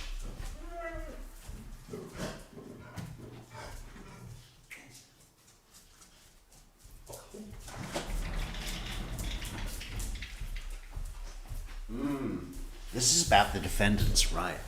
Can't stand this woman. What is the deal with it? She thinks Judge Everett is... I don't get it. Be in a situation where the judge knows more about her case than her lawyers do, right? The state took serious matters that are very, very sexy and interesting to the world, to this judge, and brought it to the judge without her or her lawyers ever knowing about it, right? In an ex parte communication. Yeah, but what the state was trying to do was get a warrant, apply for a warrant to put wiretaps on Harvey Adelson's phone so that they could catch Donna using the attorney's phone in the privileged communications. I mean, obviously, if you told that to the defense counsel, you're not going to catch them doing anything. You know, I mean... to try to get a warrant. Now, ex parte communications are allowed.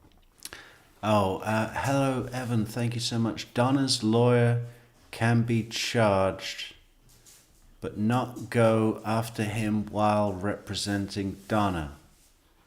Prosecution must halt Donna's trial and deal with her attorneys first. This can literally fuck up everything and does help.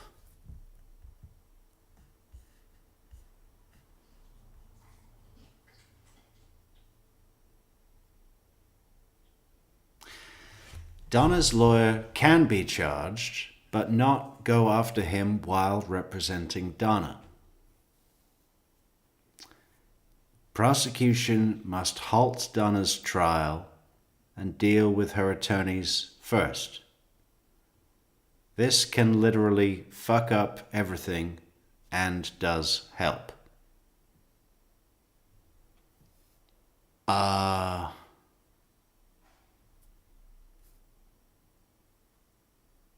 Okay. I mean,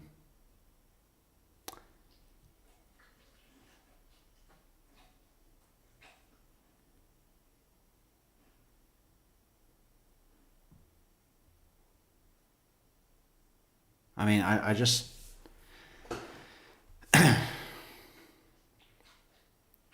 let's look at it from another kind of scenario, okay?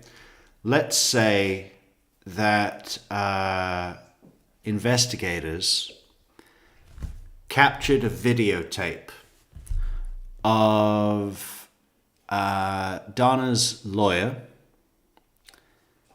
handing over an envelope full of money, stapled money, to one of the crackhead witnesses that was serving time with Donna, right?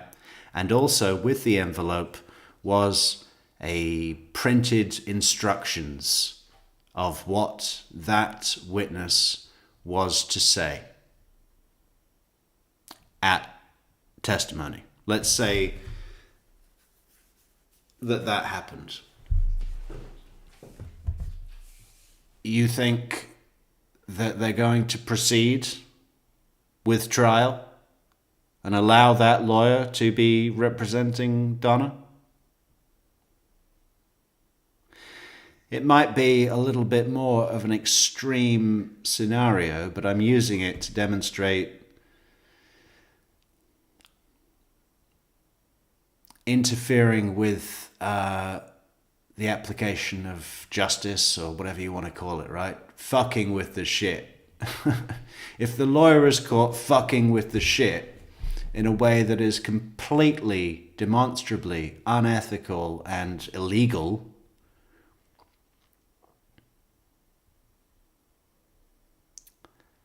my hunch, feeling, read of the situation is that that would be dealt with. And if it were an issue, such as handing over money to a witness with instructions, or an issue such as enabling off-the-record communications between the accused and an unindicted co-conspirator for the purposes of undermining and perverting the course of justice, both of those issues are Florida bar issues that would certainly result in disbarment. You're not a lawyer anymore. My untrained, uneducated view of the situation would be that would halt the trial. Do you disagree, Evan? But in such narrow circumstances and only when they're absolutely necessary. But they do often lead to judges recusing themselves voluntarily, because once a judge finds something out ex parte, that judge should know for themselves. I feel the judge should have recused himself without ever getting a motion. Yeah, and Jessica, just define for those of us who are non-attorneys, what does ex parte mean in layman's terms?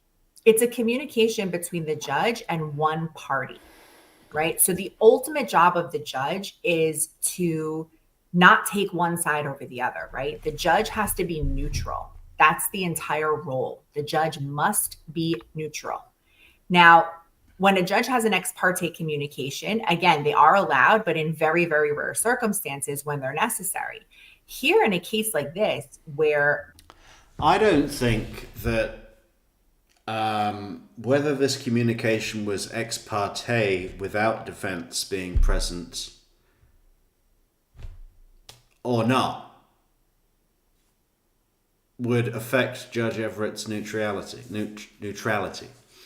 I really don't get this this guest on Surviving the Survivor, her opinion. I mean, Donna Adelson being accused of murder, right? It's that serious. And when there's been as much drama as there's been for 10 years, and the judge now is reading something that says her lawyers are committing crimes, sneaking a phone into a jail, allowing her to use it, and allowing her to make calls where she witnessed it, where she tampers with witnesses, right? And any one of those things alone are serious enough. For the judge to be given that information, that's enough for him to recuse himself. That's enough. She doesn't know that. Her lawyers don't know that. There's no opportunity for them to defend it in any way because they don't know about it. And it's very hard for me to believe that any human being, I'm not saying there's anything wrong with this judge. I feel any human being is sort of changed by everything they hear. You can't unring a bell, right? Yeah. We say that in court all the time. You cannot unring a bell. And this bell has rung in his ear. And what I think he's sitting at home and thinking is, oh my God, I can't believe these lawyers did this. Oh my gosh, right? It's so exciting. I mean, is he angry? Do you get upset about this? Because they're basically, I mean, to a degree, kind of calling him out, right? That he had this privilege and information, I guess, which I guess was not. Veronica says, Mr. and Mrs. Everett host 5-star feasts at their oak table. And between lip smacks of barbecue sauce, he reminds the kids, end up in jail, and it's nothing but ramen and powdered potatoes. Yeah, I guess so. Really in his control, he was getting it from the state. But is it something that would anger him, I guess, is my question. Well, they're calling him out to the Court of Appeals, right? Because like Josh was saying before, it first goes to the presiding judge to make the decision himself. I mean, first of all, By the way, guys,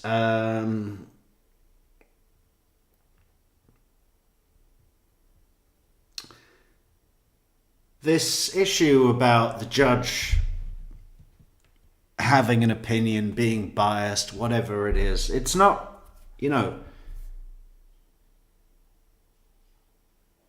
it's his actions and his rulings that matter.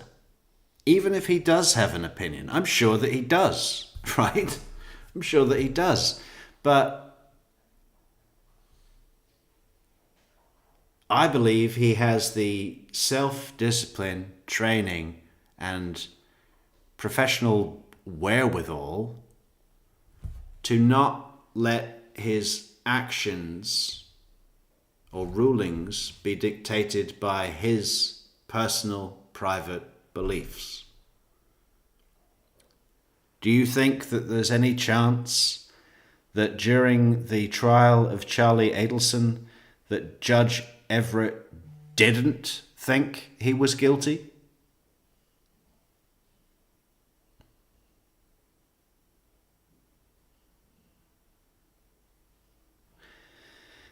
It doesn't matter whether or not he thinks or thought Charlie Adelson was guilty during trial, because whatever he thought didn't affect how he imposed fair judgment on the proceedings, right? And he was very, very fair to the defense. Very impartial. So much so that it could be certain things seems like he was giving extra freedom to Daniel Rashbaum. Favoring them. Giving them space. Part of that, I think, is to have extra cushioning as a defense to appeals or perceived allegations of partiality, should it go to appeal? You know, it's not what he thinks himself, whether someone is guilty or not, that matters. It's whether or not that overcomes his authority in the courtroom, which no one has ever seen any evidence of him being anything other than totally fair. Could have recused himself without ever receiving a motion. If a judge is ever in a position where they feel that they should recuse themselves, they go ahead and do it. They don't need a. But Evan, I didn't see your thing about. Oh, they took it to every. Oh, it should have been. Yeah, okay. Well, did you have an answer for the example I gave you, Evan? Like my question of what if the investigators saw defense counsel giving an envelope full of cash and instructions on what to say when questioned on the stand. You know, they saw Joshua Zellman doing that illegal activity to pervert the course of justice, which is in essence equal, albeit could be seen as more extreme, but in essence equal to the action of allowing phone conversations off the record between the accused, Donna Adelson, and her unindicted co-conspirator, Harvey. Both of those things are perverting the course of justice. They're both illegal. They're both Florida bar issues that would certainly see disbarment, criminal proceedings. I mean, they're both serious things. So my question to you is, if we took it to a different kind of, I'm loath to say more extreme, because I'm not sure that it is more extreme. They may be, in the eyes of the law, equal. But I think it's more of a easy thing for us to digest in this discussion. Say if Joshua Zellman was videoed handing over money and instructions to a witness to pervert the course of justice in this case, do you really think that the prosecution or the court would allow him to continue representing Donna Adelson? And if the answer to that is no, then why would they allow him to continue representing Donna Adelson if he were found to have let her use a phone to contact an unindicted co-conspirator to pervert the course of justice? You know, I'm not really arguing one point or the other. I'm just curious what you're going to say. Motion.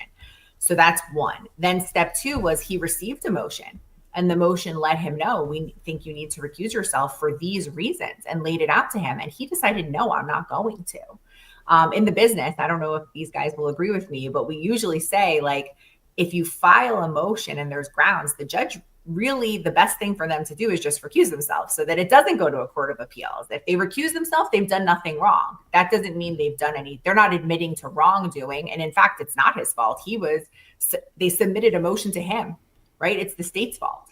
It's the state's fault for what they did. So he's done nothing wrong, and he could have just walked away, right? He could have just walked away from the case, but he didn't. So they are calling him out to the Court of Appeals and saying he didn't do the right thing. He doesn't belong on this case anymore. Yeah. Roxanne A here. I seriously think this trial is going to get delayed again. Be prepared, people. It sounds like that could definitely be the case. And then from Gretchen here, and STS, please jump in with questions, because I'm as confused as many of you, but you're probably less confused than me. It seems unfair to say that Judge Everett no longer respects Donna's attorneys. He hears all kinds of negative info and is trained not to prejudge. But you just heard Jessica say, once you ring a bell or take the toothpaste out of the tube. You can't put it back in. You can't unring the bell.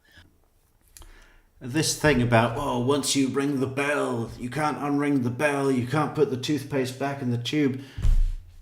You know, the fact that the state has brought charges, murder charges,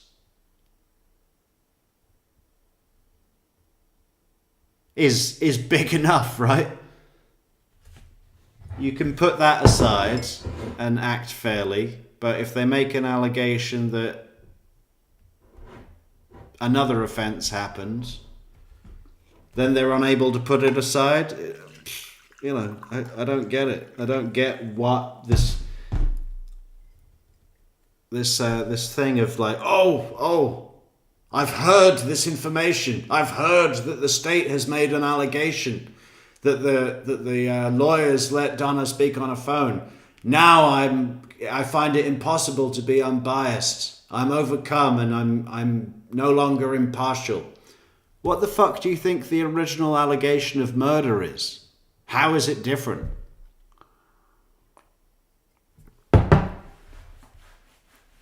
Judge Everett, or any judge, knows that an allegation is just an allegation.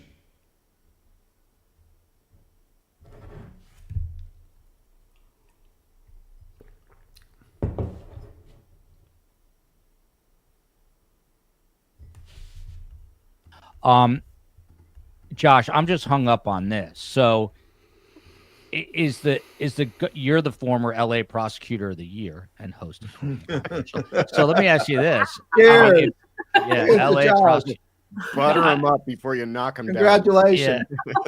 No, my question is, I mean, if you're Georgia Kappelman and you're making these accusations, and this is what I asked him, I mean, don't you have to come forward now with some sort of tangible evidence to say, hey, this is how we know this? That would obviously, be a real serious issue that's potentially criminally incriminating. But what do you do? I mean, well, for the purposes of this motion, though, I don't think, as Jessica pointed out, that's really not the issue. Whether or not there's any validity, they're saying it's false, and they want that to be known that it is false. But it isn't so much the fact that the truth or falseness of the accusations as much as it's the judge never should have heard these things in the first place.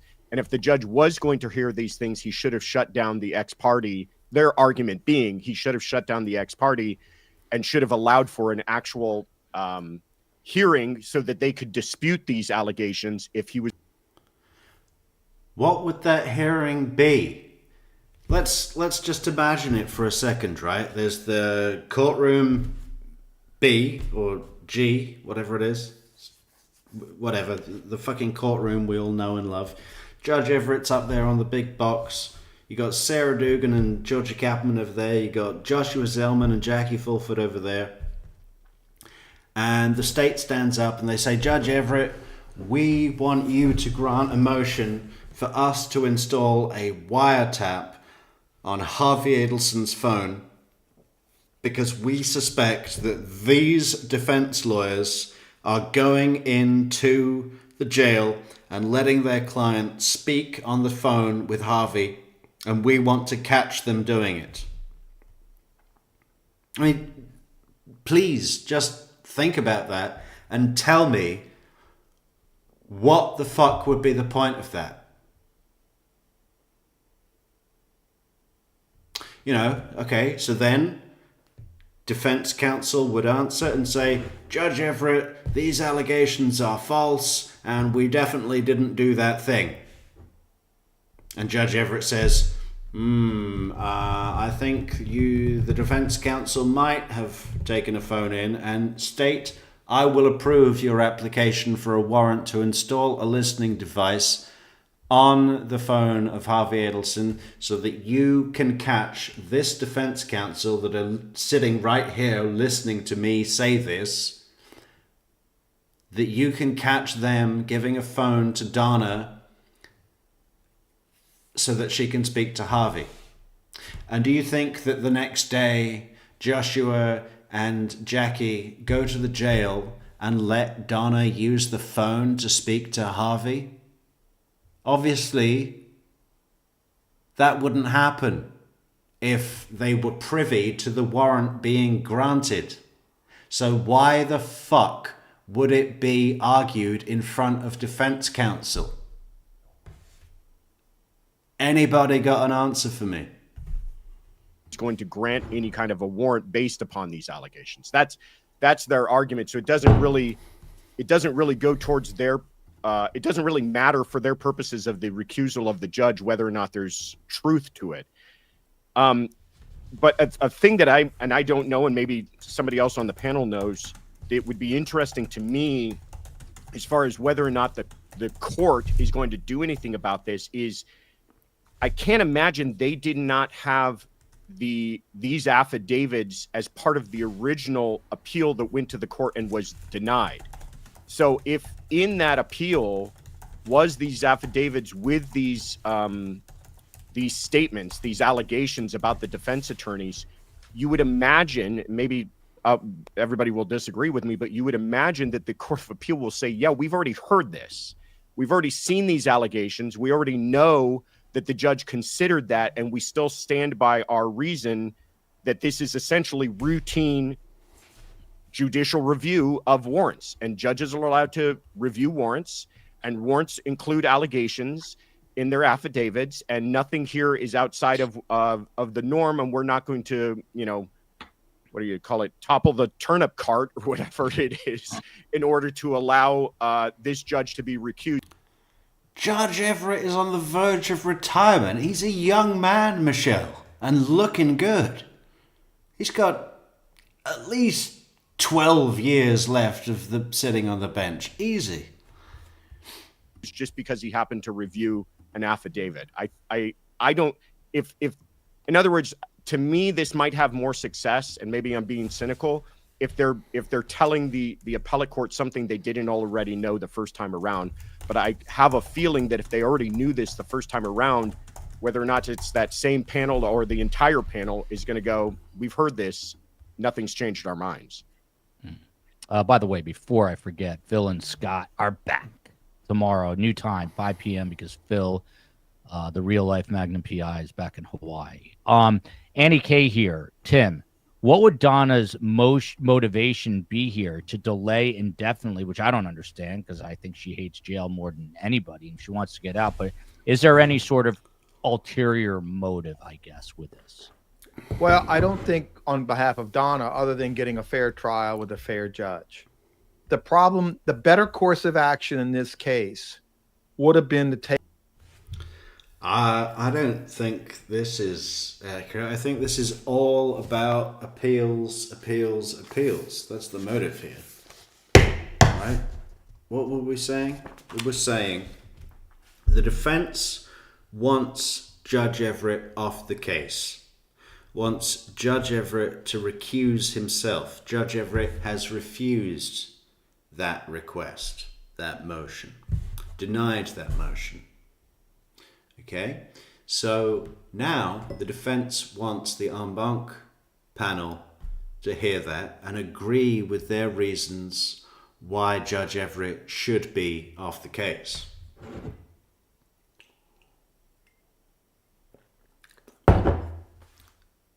So if Judge Everett insists on remaining on the case, sitting on the case, and doesn't allow it to go to an en banc panel, then it just proceeds with him as the presiding judge,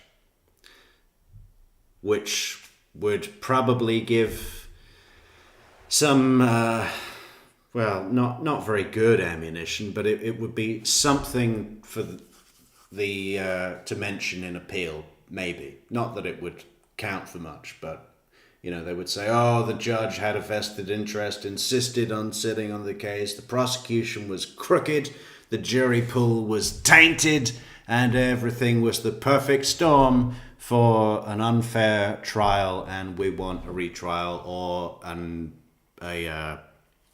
overturning of the verdict. So that's if Judge Everett remains on the case. If he does recuse himself and another judge comes on to sit, it's like spin of the wheel, isn't it? You don't know who you're going to get. You might get someone that's really in your favor. The point is, if you're playing a losing hand, reshuffle the deck. If you can just change a major element, you might get lucky. You know, it might be a blind spin of the wheel, but you never know. The point is, the defense has put themselves in a position where either outcome would be better than where they are currently. If Judge Everett stays on, they feel like they've got more grounds for appeal. If Judge Everett recuses himself and they get a new judge, we might get lucky. You never know.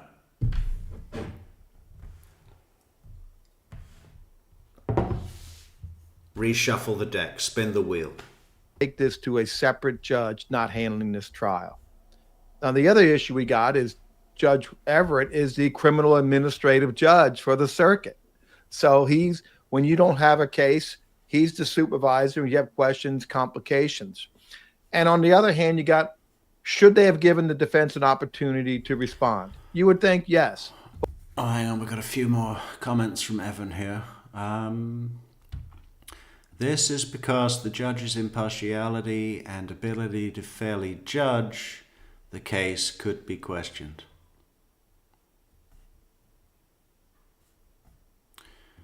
The fact that the judge signed the warrant in the first place might make it appear as if they are biased towards the prosecution.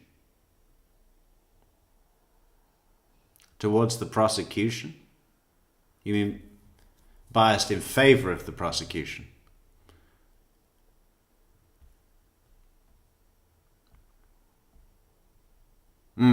Well, would it?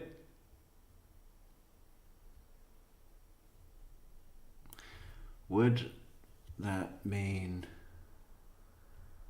it's a warrant for an investigation? I mean, I don't agree. The defense might argue that the judge's prior involvement in the case, specifically signing the warrant, has compromised their ability to be objective.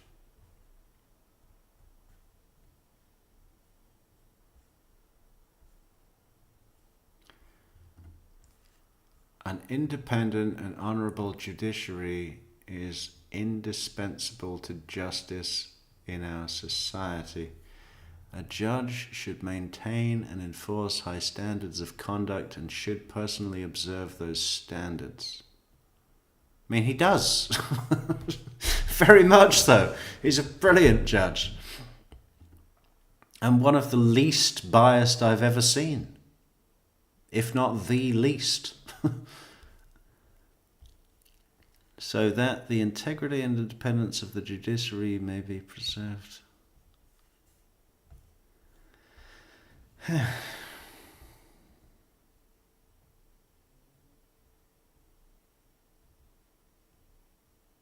What about this? You got people allegedly, possibly committing crimes. The courts don't put on notice and tell defendants that I'm signing this warrant because you guys are in the middle of a criminal activity. So he's caught in the middle. And I think that the prosecution, the investigator, should have taken it to a separate judge to review the warrant. I mean, that could have been done. I'm sure that Everett is not happy about this. I'm sure it's one of those things as a lawyer, sometimes you get, it comes across you like, oh man, I didn't want to know that information. Now I got to call the ethics hotline to see what I've got to do because it puts me right in the middle of my client. And no one likes it. No one wants it. I don't know, Josh, if they told the appellate court these issues. I think I would have caught that in the first round. I don't remember any of the affidavit being leaked because it's still sealed. And this is the first time that anybody has seen these kind of allegations. Even when they had the hearings, the first thing the judge said, he said to Sarah, are there any charges pending? Are you going to supersede? And she said no. But I don't think that's enough of the inquiry to determine whether he's got a conflict. You know, and you know, if you're in doubt whether or not you should recuse yourself, the better cause of action is to recuse yourself, because a defendant's right to a fair trial is paramount over judicial economy, or this judge knows the case already. And they could probably get another judge to come in here and handle this and still try it in August 29th. Yeah, but Judge Everett's not a fucking pussy and is going to be bitch slapped around by some scumbag defense lawyers. You know, Judge Everett knows that he's within the bounds of the law.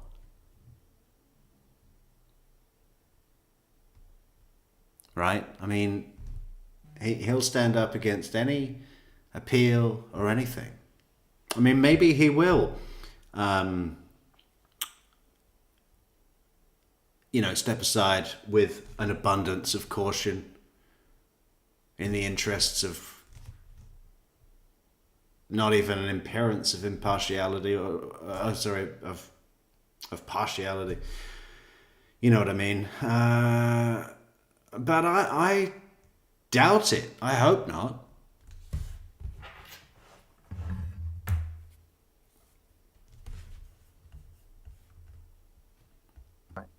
It's and not even June yet.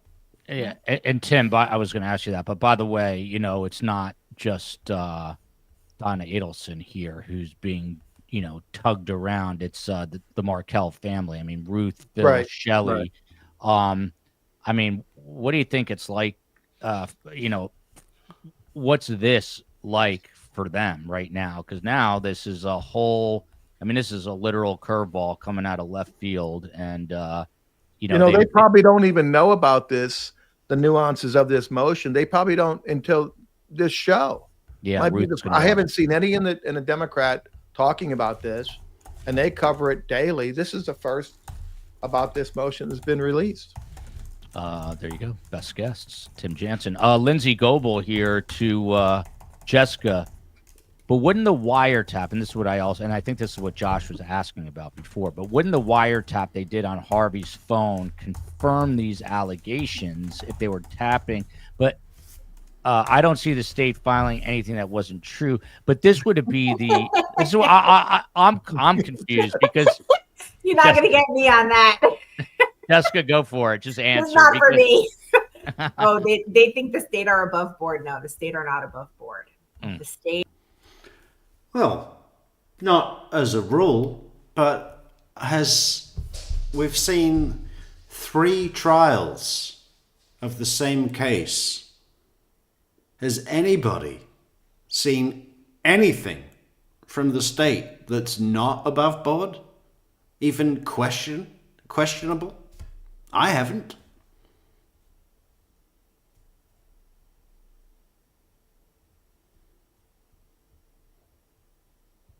I've not seen one thing that's underhanded or anything, and we often do. We often do. Are not above board, ever. I just feel like this Jessica isn't very well versed in this case. I think she's speaking more globally about prosecutions and judges,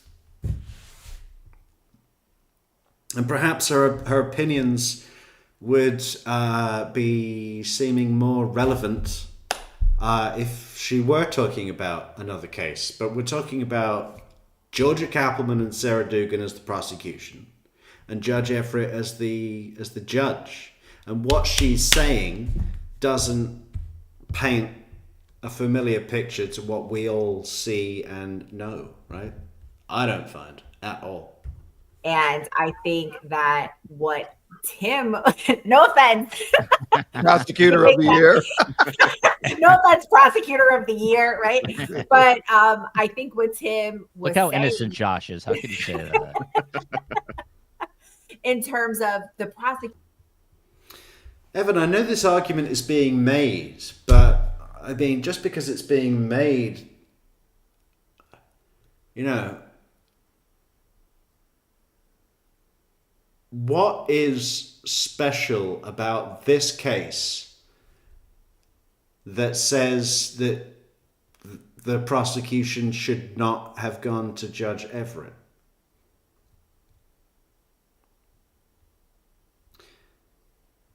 The only contention that's being made in this podcast that we're listening to, the Surviving the Survivor, as to why the prosecution should have gone to another judge, is because the fact that the prosecution came to the presiding judge with this information so overwhelmed Judge Everett's ability to be impartial that Donna was denied a fair trial, which I don't agree with. You know, Georgia Kaplan goes to Judge Everett and says, Judge Everett, we need a warrant for an investigation. The reason that we're making this communication to you ex parte without the defense counsel is because the warrant is specifically to look into phone calls that we suspect defense counsel is enabling between Donna Adelson, their client, and Harvey. So that's why we're having this ex parte, and you know, I feel like Judge Everett would not have had his will overborne by hearing that allegation had been made. Any more so than hearing the allegation from the state that Donna Adelson is guilty of murder. You know, that's an allegation. Judge Everett can maintain impartiality after hearing that the state accuses Donna of murder. I don't understand how it's different. I really don't. Prosecution just should have gone to another judge with this. I mean, I think that that's the most obvious thing. And so the fact that they didn't is not a mistake, right? We're not dealing, this is too serious. And this case is too high profile and too public for this to be a mistake. This was a strategy, right? This is the state's strategy, and the state got away with it. And the state got away with it when the judge didn't read it and say, what? I'm recusing myself. How dare you? Right? No matter what the cost. Yeah, this is fascinating. So I don't get this thing about cost either. I mean, what cost? All right, maybe there's a little bit of getting up to speed, the judge getting up to speed. Do you have any idea what the cost to the state of Florida has been for this one murder? It would not be an insane prospect to say that it has cost Florida in excess of $30 million. You know, another $100,000 or whatever to bring on a new judge is completely what is the word? Whatever, insignificant, whatever, I can't think of the word right now. It's completely...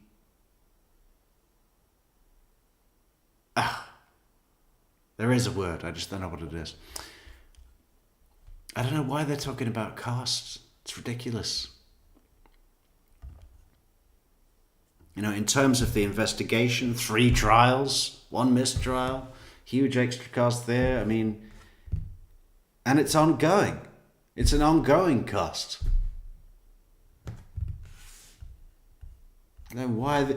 Like Judge Everett's thought to himself, "Oh, if I recuse myself, that would cost the state of Florida more money, so I better stay on."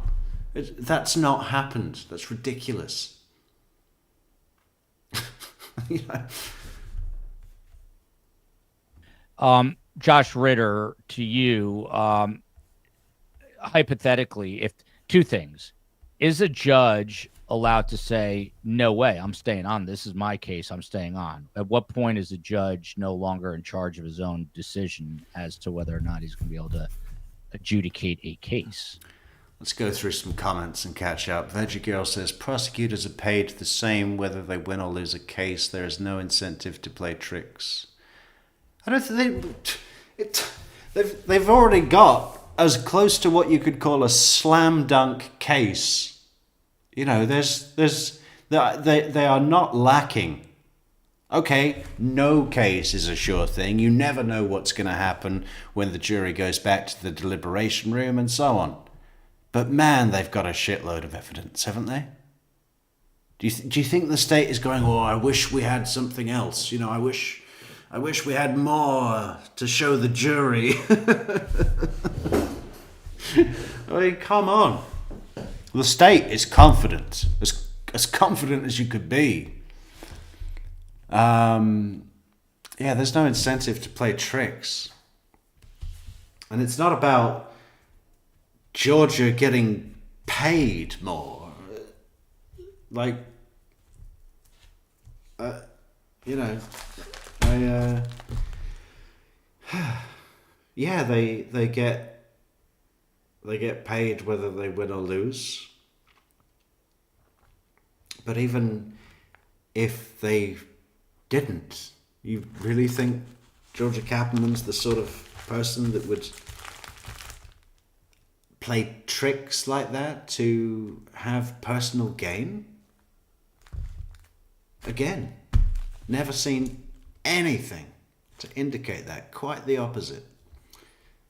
She's very invested in this case, and she oozes genuineness. Sandra says, hypothetical, if the prosecution had gone to another judge, defense would have tried to remove the prosecution for misconduct and accuse them of being sneaky.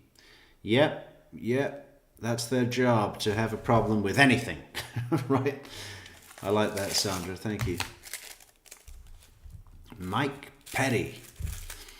The extortion defense was ludicrous from the get-go. No attorney could beat that BS story and the stapled money the day after it is particularly funny and try to walk back.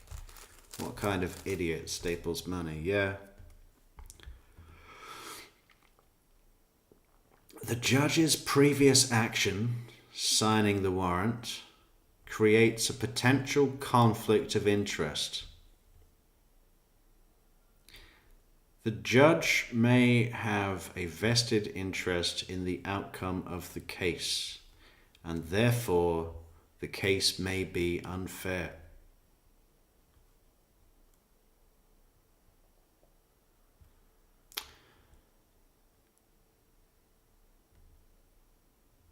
It's routine.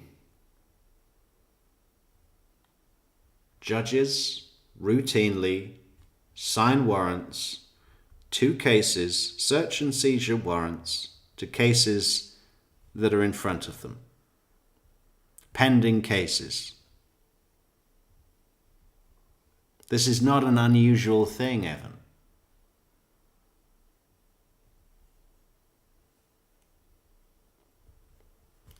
The ex parte communications, as we have mentioned,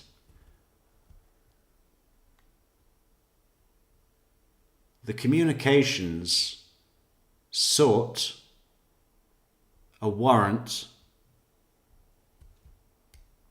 to essentially catch the defense counsel and the defendant doing something majorly illegal to pervert the course of justice in this case.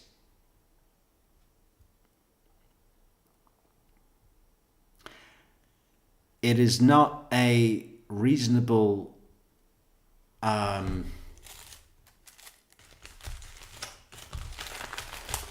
It is not a reason. It just doesn't make sense that you would inform that the communications would not be ex parte.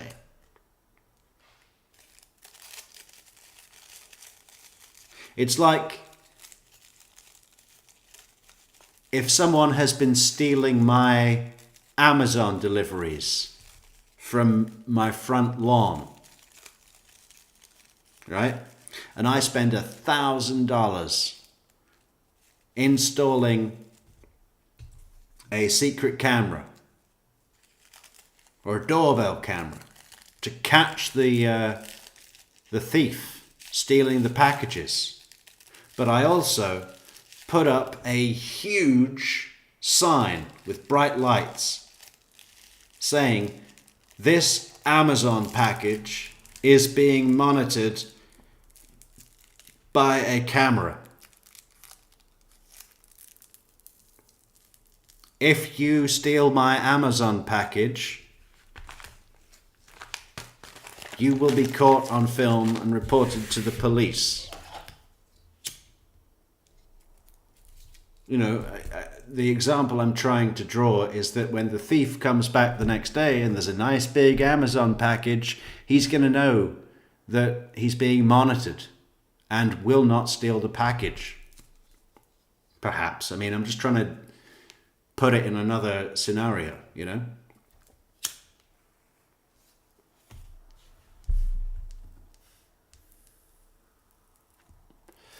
Donna was on the calls with Charlie saying, don't say it. Tell Dan and he will tell us. It's right up their alley. Yeah, of course it's up their alley. But this brings me back to a point I was making earlier. The argument is being made that the lawyers took a phone into privileged communications so that Donna could speak to Harvey about some plan. Hey, bro, I'm gonna fucking fuck up whoever the fuck you fucking with me. Hey, thank you, Charles Tapia, for the coffees on buymeacoffee.com. And thank you, Evan, again. I'll get to your new comment in a second, Evan. Great comments tonight. Love arguing with you in a friendly way. The argument is being made that the lawyers brought a phone into the privileged communications so that Donna could communicate with Harvey with that off the record for some plan. So why not do what was going on between Donna when she was on the outside and Charlie when he was on the inside? Charlie would tell Dan Rashbaum and Rashbaum would tell Donna. So as we apply it to this situation, why wouldn't you just remove this risk, this high risk to the reputation and career and potential criminal charges to the defense counsel if they're caught, which, you know, why wouldn't they just, Donna tell the lawyer leave the meeting, lawyer tells Harvey, and back and forth.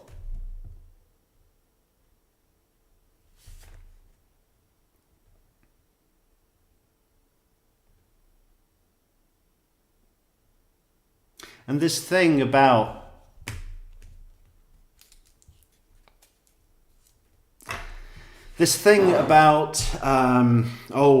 Jackie was a judge, she knew the tricks, or they thought they wouldn't get caught, or so on and so on and so on. Maybe I'd buy that if it was a run-of-the-mill nothing case. If it was just your average drug trafficker or pimp or general gangland murder, something that didn't have eyes on.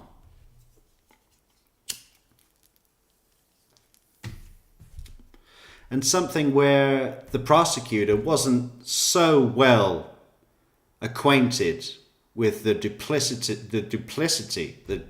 typical duplicity of the defendant, Donna Adelson. It seems easily assumable. It seems to be easily assumed that fucking Georgia Kappelman is watching this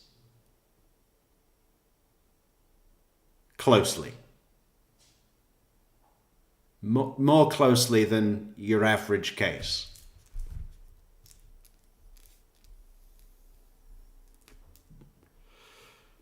You know?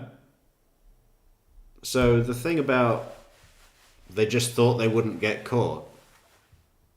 When the stakes are that high, disbarment, criminal charges, possible jail time, reputation, never be a lawyer again. That is some serious, serious stuff. And I have doubts. I just, until I see something or hear something that really shows it. I'm not saying it didn't happen. I'm saying that I have doubts, that's all. If the lawyer allows the client to bribe witnesses, this is a form of witness tampering. If the judge is involved in signing the warrant, the judge may be seen as complicit in the potential perjury. Potential perjury? Oh. I have to read all your messages twice, Evan. Sorry about that. If the lawyer allows the client to bribe witnesses, this is a form of witness tampering. If the judge is involved in signing the warrant, the judge may be seen as complicit in the potential perjury. How is that?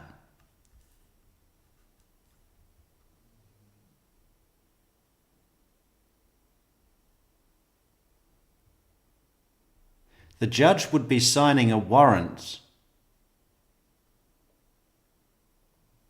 for the state to listen to Harvey Adelson's calls. How would that be the judge being complicit in perjury? Where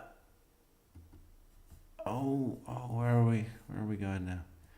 The judge involvement could also be seen as interfering with the defendant's right to an impartial jury. The judge's involvement could also be seen as interfering with the defendant's right to an impartial jury. The defendant may not feel that they can get a fair trial because of the judge's involvement. I don't see what the warrant or the ex parte communications has to do with the jury.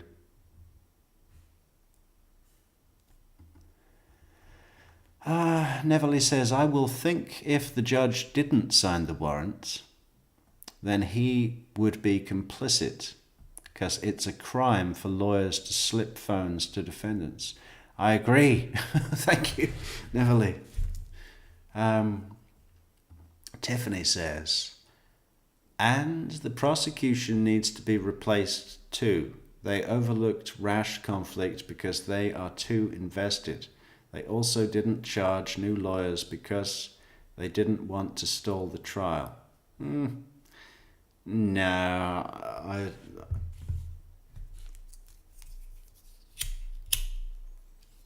I can't see anything. I can't see anything that would even come close to the need to remove Georgia Kappelman and Sarah Dugan from the prosecution. While a lawyer allowing a client to use a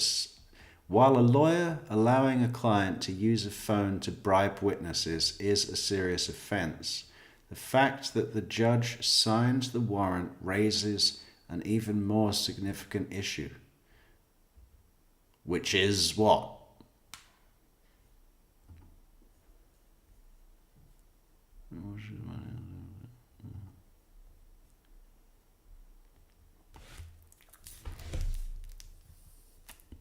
Yeah, Pariah, Judge Everett is the least biased judge I've ever seen.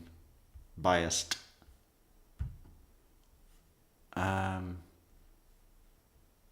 Only idiots collect hundreds, and if one has a tiny tear, I don't want those or give them to my wife or, okay. Evan again says, my postings came from case law online about judges signing warrants and phones in jail to taint witnesses. Oh, we can bring up, let's do it. I'm all for going to the resource. Oh.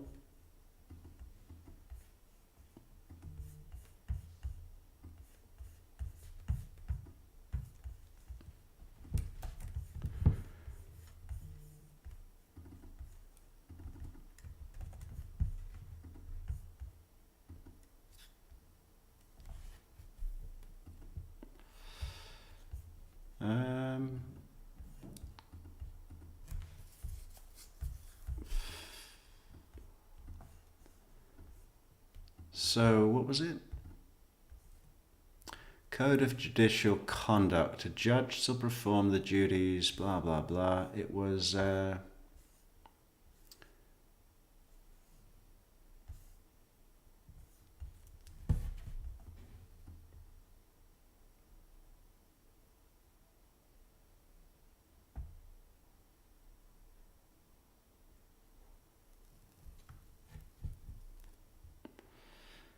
just looking for the right clause.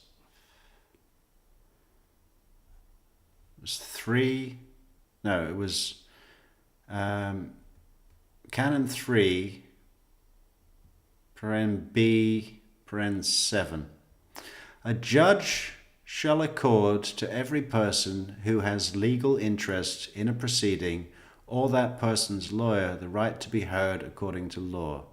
A judge shall not initiate, permit, or consider ex parte communications or consider other communications made to the judge outside the presence of the parties concerning a pending or impending proceeding, except that where circumstances require ex parte communications for... Why can't I scroll now? Oh, fucking God.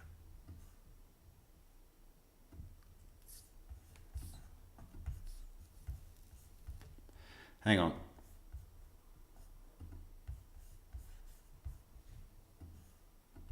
Oh, you fucker.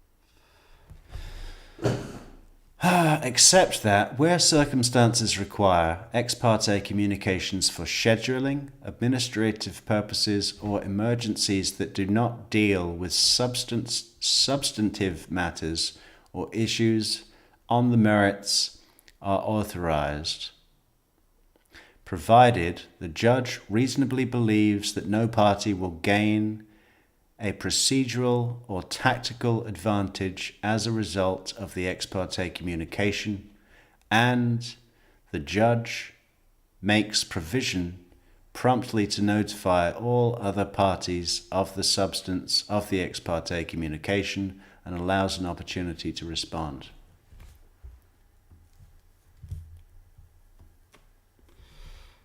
I think that's the relevant clause. I've forgotten what we were talking about. Whether Judge Everett was allowed to have this communication ex parte.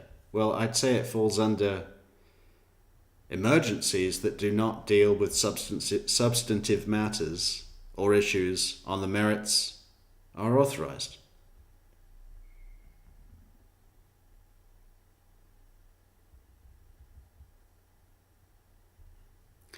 No party will gain procedural or tactical advantage as a result of the ex parte communication.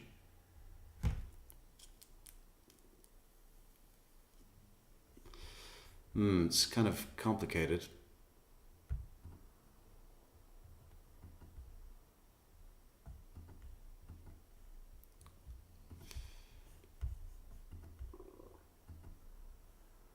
Look at Judge Bev. Right, we caught up. Right now, I mean, he has said that. He said, I'm staying on. They asked him twice, and he said, no, I don't. I mean, that is not a small point too. He could have even said, you know, regardless, he could have said, I do not feel that you have reached the legal threshold for my recusal, but in the abundance of caution, I'm going to have to recuse myself. I mean, a judge can at any point in the pursuit of, you know, the overall good and pursuit of justice decide I'm going to go ahead and recuse myself, just so there's not even the appearance of some sort of impropriety here with me continuing to preside over this case. He did not do that, and he denied both of their requests based upon just the legal merits of them. But now, you know, the appellate court could, I mean, there's a chance if, you know, if this is the first time the appellate court has actually heard of the substance of what was in those affidavits that Judge Everett did learn of, and they do feel like that is problematic enough that he should have told them at that point, you need to go talk to somebody else regarding these warrants, or I'm going to have an actual hearing on this and allow the defense to be heard, and chose not to do that, and that somehow has, you know, This thing about the judge might have said, in an abundance of caution, I'm going to recuse myself. Well, I think Judge Everett knows that an abundance of caution isn't necessary, because he's 100% confident that he has acted in accordance with the statutes and the laws, and that there isn't any chance that it can be claimed, effectively claimed,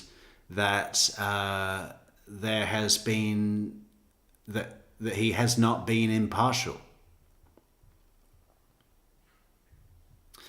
And I just don't think that Judge Everett would want to be forced out of a case unnecessarily just because the defense has tried to force him out. You know, I think he will stand up for the fact that he's acted in accordance with the law, which he has, as far as I can see, so far with the information that we have. Tainted his ability to preside over this child. They could send it back down and say, we agree with you. You're getting a new judge. By the way, in 2 weeks' time or less, June 11th and June 13th, there's supposed to be hearings on this case. The first one is listed as case management, and it sounds like they might have a lot of managing the case to discuss.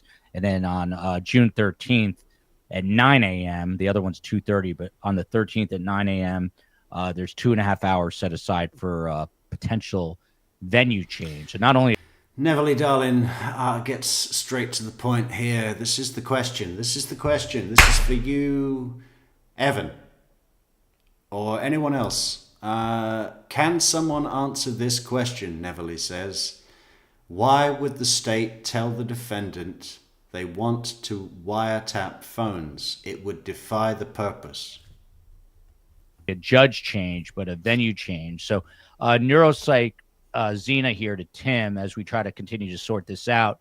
If the wiretaps, Tim, had found evidence of this wrongdoing on the part of the attorneys, this is where I think people are conflating two situations.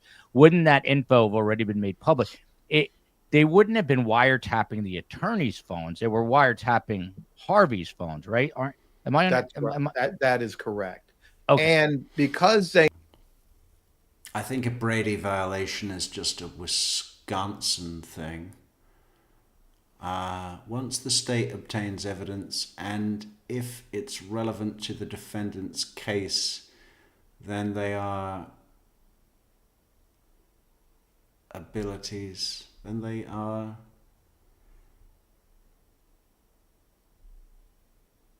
obliged. Do you mean obliged to turn their evidence over Otherwise, it's a Brady violation. Could throw the case. Well,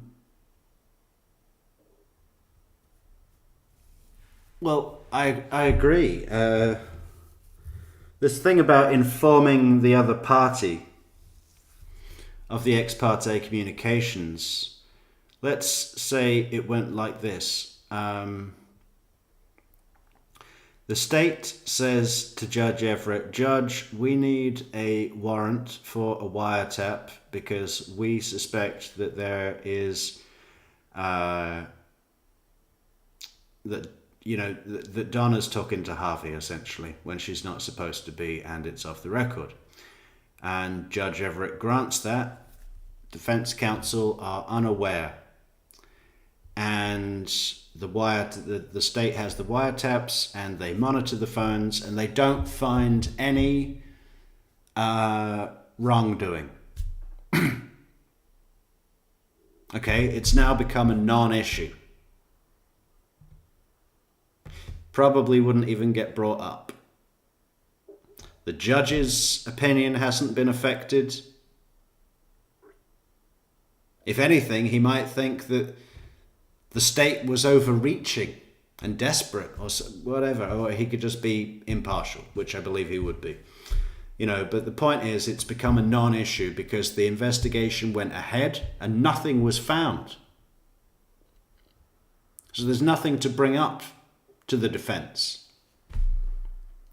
Now, the other scenario is Judge Everett signs the warrant, the investigation proceeds, and they listen to a wiretap of Donna talking to Harvey when she's off the record saying, you need to bribe this witness so that they can come in and testify. Now the state takes that evidence to Judge Everett and says, Judge, we have found evidence.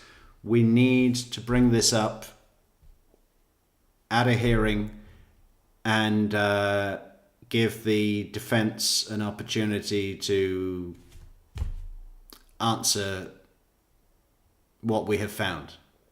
At that point, it's become something that the defense would argue. I mean, it would be pretty embarrassing. I'd love to see that. But yeah. I mean, that just seems like the logical route to go. You see, Judge Everett signs the warrant. One scenario is nothing is found, nothing comes of it, nothing is affected. The other scenario is something is found that shows, the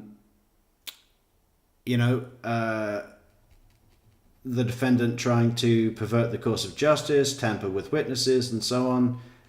The lawyers are found to have facilitated that. They're in trouble, and it's brought up to all parties at a hearing when there is something to discuss.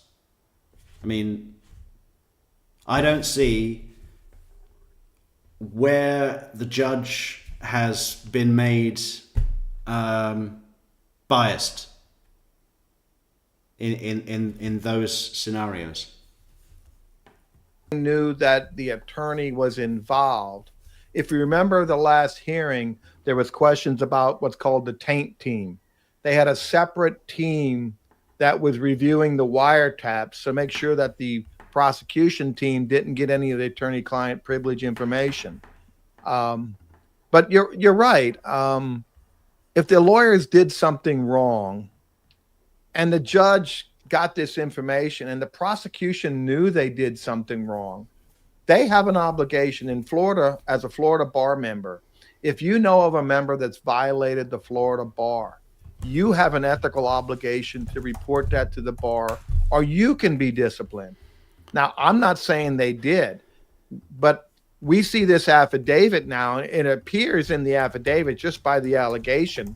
They're alleging some misconduct on behalf of the lawyers on the phones.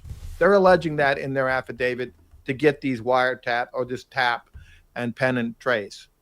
So if they had something, you would think, are they not going to file charges because they don't want to continue the trial and disqualify the lawyer? that would be another issue. So we really don't know until I'd love to see this affidavit that's under seal. And I don't know if we'll see it. We only got to see the remnants of it in this motion, only parts of it. I'd like to know what the other allegation. It appears they're claiming, because there's some denial, that they were trying to get witnesses to tamper with witness, to hire witnesses to testify. And this clearly they deny that. So it's a murky water, no doubt. By the way, happy upcoming birthday to Rachel D in the chat. She said that she was looking forward to a little birthday gift with the start of Donna's trial. That's not happening. Teresa, Nick here. Thank you to everyone. I love this podcast. Thank you very much. Member, look at that. 27 months. If my math is correct, that's more than 2 years. Even Jimmy McNutty is here. Let's see what Jimmy has to say here. I understand the ex-party argument, but what about the content of the warrant request is giving Judge Everett a bias? Jessica, you want to answer that? By the way, before Jessica answers, people don't, they're criticizing Jessica, but you know what? She's a damn good defense attorney, and that's why you're criticizing her. And she stands. Yeah, I see that, Neverly. Thanks. Stands up for her clients, and in this case, it would be Donna Adelson. That's the job of a criminal. If you get in trouble, and it's not that hard to get in trouble, all you have to do is text on your phone, not pay attention, and run someone over, God forbid. And then you're calling Jessica Mashali, not her that, God forbid, but God forbid you run someone over. We'll do this in a minute, Linda. I don't know. I can't recap. I'll have Tim recap. But anyway, Jessica's job is very important, is what I'm saying. And she's a very vigorous defender of her defendants, her clients. And that's why she's telling you the way she sees it. But go ahead, Jessica. Now I don't even remember the question. Well, thank you for your kind words. And they love to hate me, right? But haters gonna hate, and I just win, and I mean win, right? So these same people will call me if they're ever in trouble. Yeah. So what was I wanted to say something about what Tim said before I answered your question. So he was talking about aside from the fact that I disagree with a lot of her opinions, I would not be hiring Jessica if I was in trouble. I would not want her as my defense attorney, and I just know that we wouldn't get on at all. I don't know. Not for me. The situation. And so the last time I was on this show, we were talking about Rashbaum withdrawing, right? Or and the comments that the judge had made about Rashbaum and his order, and things like that. And so something important to note here is that this would bring up a conflict between Donna and her lawyers. And that's something also that I think the legal minds here are thinking about too, which is that if any of this were true, then these lawyers become her co-defendants in another criminal prosecution. And these are no longer her lawyers. Right. And this also would not be the first time that if a lawyer is accused of a crime and doing so with the defendant, and which is their client, the lawyer can flip on their client. Right. And they will do so. They'd rather lose their bar card for that than go to jail. Wow. As well as the defendant can flip on their lawyer.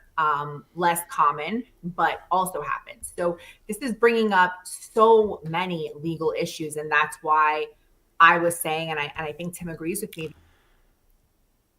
Sandra says, so we get a new judge, then Donna attorneys do the same thing again and tamper with witnesses. Do we get yet another judge? A vicious cycle.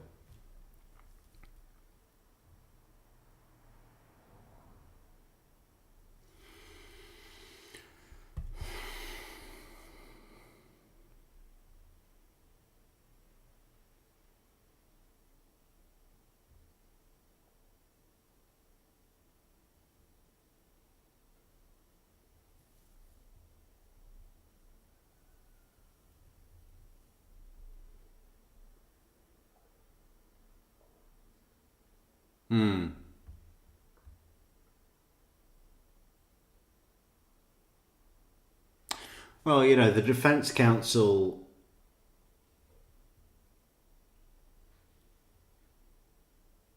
they know that the odds are stacked against them.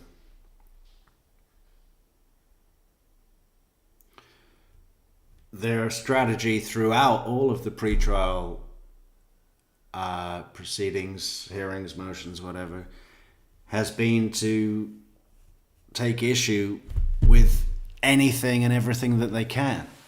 It's all about the appeal.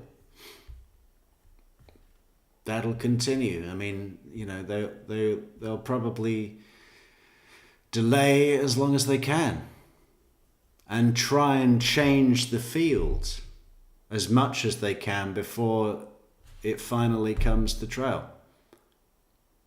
They'd love to get Georgia Cappleman removed, obviously. If they can just change everything, change the venue, change the fucking judge, change the fucking prosecutor, you know.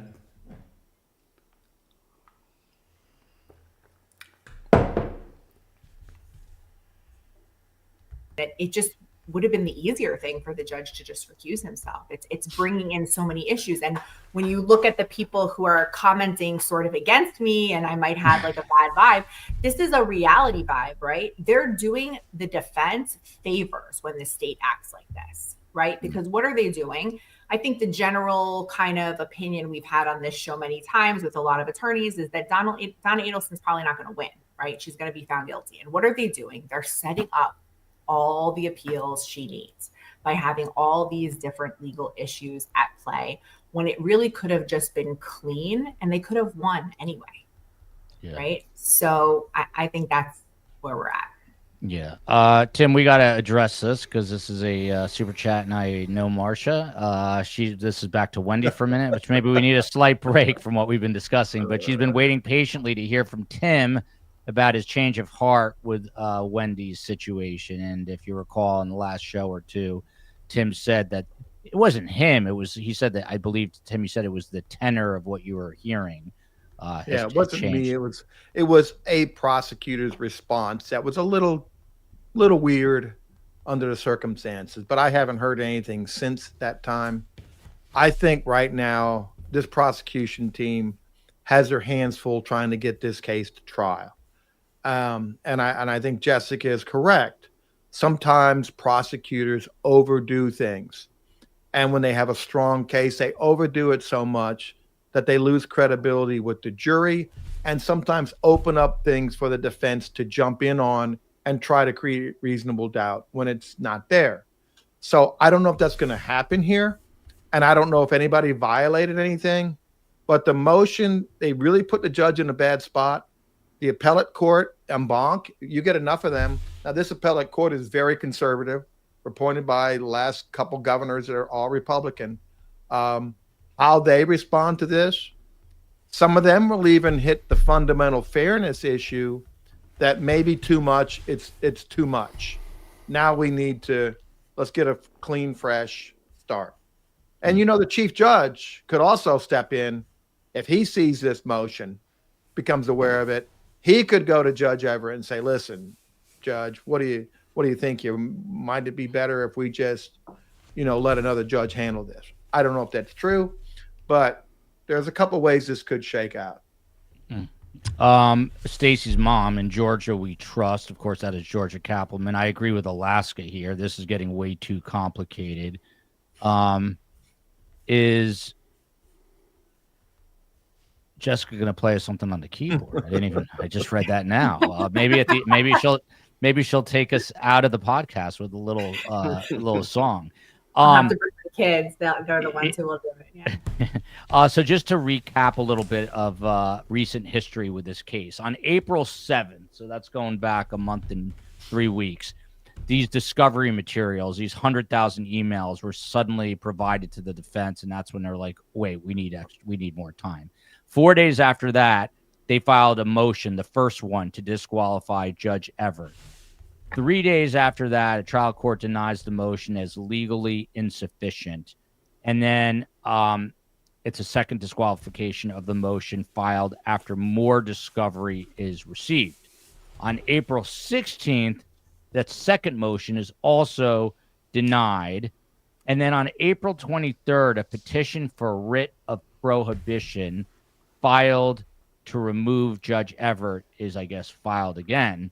And then on May 9th, that petition is denied by a panel of 3 judges. So I don't know if I'm reading this correctly. I believe it's then, Josh, 3 times, and I guess this would make it the 4th or 3rd. I'm not sure, but I think this would make it the 4th time now in basically a little over, I don't know, 3 or 4 weeks. I'm sorry, a little over a month that they're now trying to get Judge Everett off the case. Now, if this fails, if this doesn't happen and he stays on the case, which I have no idea if he is or not at this point, to Jessica's point that everybody's a human being, I mean, how does the judge rule impartially here? Because not only is he going to be annoyed with the defendant, he's going to be annoyed with their attorneys here, right?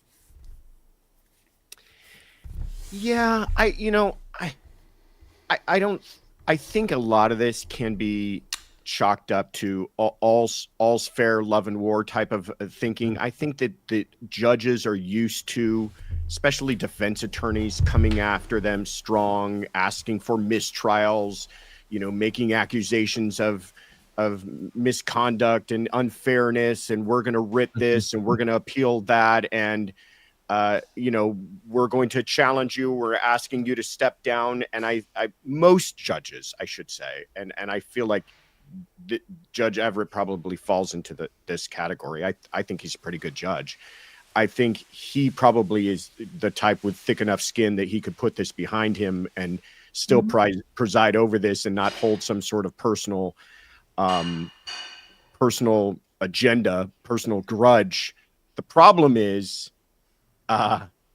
the appearance of it. And will others watching this, and especially as Jessica pointed out, when this case, if there's a conviction, likely so, and an appeal, very likely so, will this issue in particular not be viewed the same way by the courts afterwards? And will they find that this was a problematic enough of an event that him continuing to preside over it will create problems? And that to me is probably the most serious thing if you're concerned about this case and justice being done and the justice for the Markel family, is you certainly don't want to be going through all of this again over something like this. And so I think, I don't know if I feel as strongly that it is as a hugely fundamental issue that the judge needs to recuse himself, but I do feel that it would definitely be an issue brought up on appeal. And now you're playing a game of, will another set of judges view this differently than... Let them bring it up on appeal. Fuck her. Let's say this trial happens in November. Okay? She'll be sentenced, sent to the Department of Corrections, file her notice of appeal. It'll take 2 years to bring before the appellate court.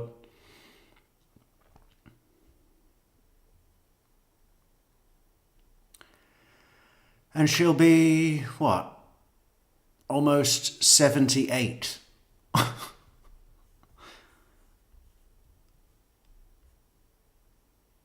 mean, she's probably gonna be dead by then.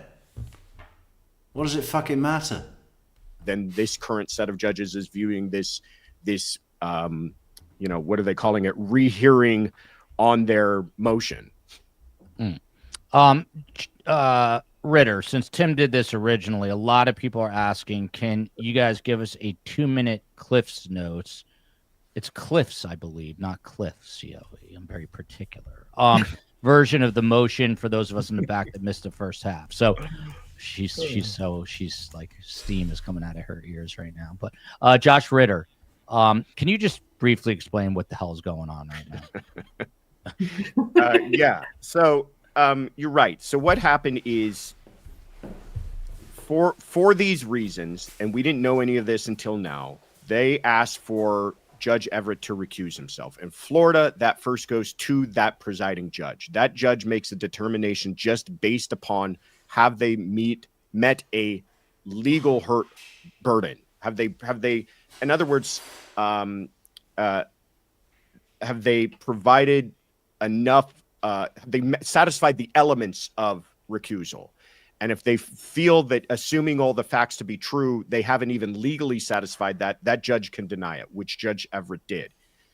Then he did it again, and now they then asked for that decision to be reviewed on appeal. That was denied, and now they're asking for a rehearing on that because they're saying that you guys missed the point, essentially, to the court, to the appellate court. The point wasn't so much that judges can't do this. The decision, in kind of the most layman's of terms, the decision, according to the Court of Appeal, was that judges are allowed to do this. And we're not going to say that judges are not allowed to review warrants, even in cases that they're sitting on, and that's what you're asking us to do. In this current motion, they're saying, no, you kind of missed the point. That's not really what we're asking. We agree with you on the law. We're saying you fundamentally missed the problem here. The problem was what this judge heard.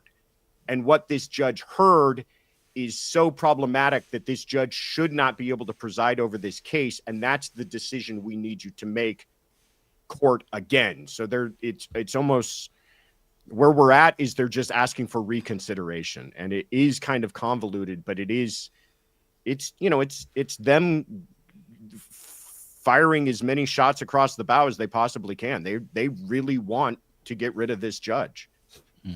COE, what does this say? Cliffs with an S. That's an app. It's Cliff Note, which has now turned into an app called Cliff Notes. But Cliffs, it's Cliff's Notes. Anyway, no, it's Cliff Notes. It's Cliff's Notes. There's an S. Tim, can you defend me? No. So Tim Jansen, how much time? I knew she'd get all fired up. While the traditional Cliff Notes, you're learning something else here. Study guides are still available and known as Cliff's Notes. That's it. I won. Cliff's Notes. They've also been joined by numerous. I don't even know what that means. Numerous online alternatives. No idea what it means. Tim Jansen, how much time? You said this case could still begin August 19th. So my question is, if Judge Everett is booted off the case, which I think a lot of people really like him, so they don't want to see it happen. But if it happens, how much time does a new judge need? This is Donna's case, but this has a history going back to 2016 or whatever, when the trial started, or 19. Judge Everett's a great judge. He's a very fair temperament. He's not one that hold grudges. Like Josh said, judges they expect lawyers to fight. Motions for judgment of acquittal, discovery violations, prosecutorial misconduct. They've seen and heard it all. But this case is an oxymoron, right? This judge has been on this case. We've had the whole conflict with Daniel Rashbaum that no one caught for years. Now he's done everything to cover that up, and now we have him looking at some possible misconduct by lawyers, having ex parte communications, giving pen. Evan says, Metrix, the prosecution looks bad for spending millions trying Donna, and appeal only wreaks havoc. Not clean. She will appeal. She's going to appeal. Not clean. Look at Charlie's case. It can halt continuing getting Wendy. How?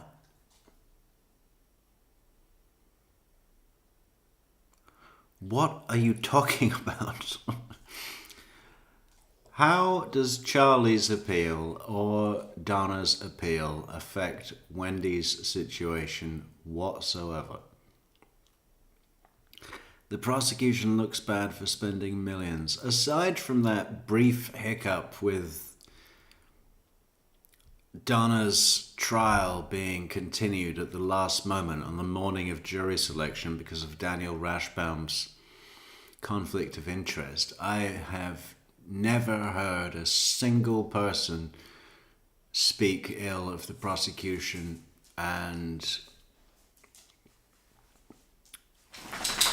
with regard to the spend of the state, I actually think that it's the opposite is true, and that the majority of the public that are aware of the case, that observe the case, thank the prosecution for not capping the budget on this and making sure that justice is found for Professor Markel and his family.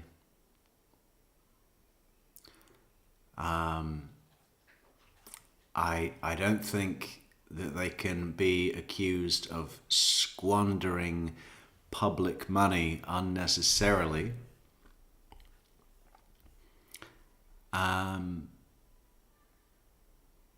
You know?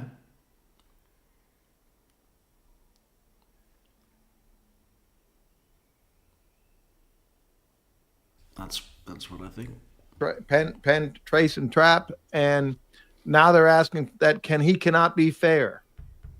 At some point, that drip of water, gets to you, and the judge, I don't know, maybe he will say, hey, out of abundance of caution, you want another judge? Fine, I'll recuse myself. But I'm sure they don't want him to. He knows everything. He's got lots of pretrial motions still pending, get the change of venue. He's already ruled on some. So the new judge coming in probably doesn't have to make a lot of rulings. The change of venue is not really, it doesn't have standing yet, because in Florida, you have to try to pick a jury. You have to try to pick a jury, and then only if you can't pick a jury, then the trial judge can determine whether a change of venue is proper. They haven't tried to pick a jury yet. So I know they have that hearing coming up, but I think there are other judges who could try this case. And I'm not advocating for Judge Everett to get off, because I love him trying my case. He's as fair as you can get. He's very knowledgeable. So I don't know what's going to happen. Yeah. And then, Jessica, to you from Michelle here. Tim has practiced. I think Tim has said in his 38 years, there's been one venue change, and there's a motion for a venue change and a hearing coming up. What are the chances, in your opinion, I guess, in light of the complexity, with this added into it? Is there a chance here that they have to move this trial altogether? Very low. Tim has seen it once. I've seen it never. So it's, it's just right around that year's difference.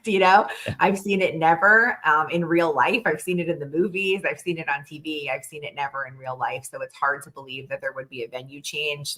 You have a judge who doesn't even want to recuse himself. Never mind, take this into a different venue. I agree from what I've seen, though I've not practiced before him. I think he's an excellent judge. And again, I'll say, I do not think the state is above board. I think this was strategic. I think this was a decision that the state made, but at this point, you can't unring the bell and nothing can be done. So the judge heard what he was going to hear. The judge is thinking this about Donna Adelson and her attorneys. And it's not so much about, with these motions, whether or not this judge can be fair, because how would anybody ever judge that? And whoever is going to come and point at one judge and say, you can't be impartial, but some other judge could. It's about whether Donna Adelson has a reasonable belief that he cannot be fair.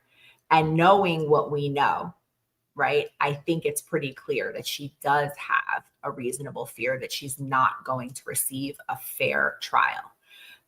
And Joel, with regard to your question, a judge doesn't need any time at all to get ready for a trial. The judge is not supposed to know about the case before the trial and is not expected to know anything before a trial.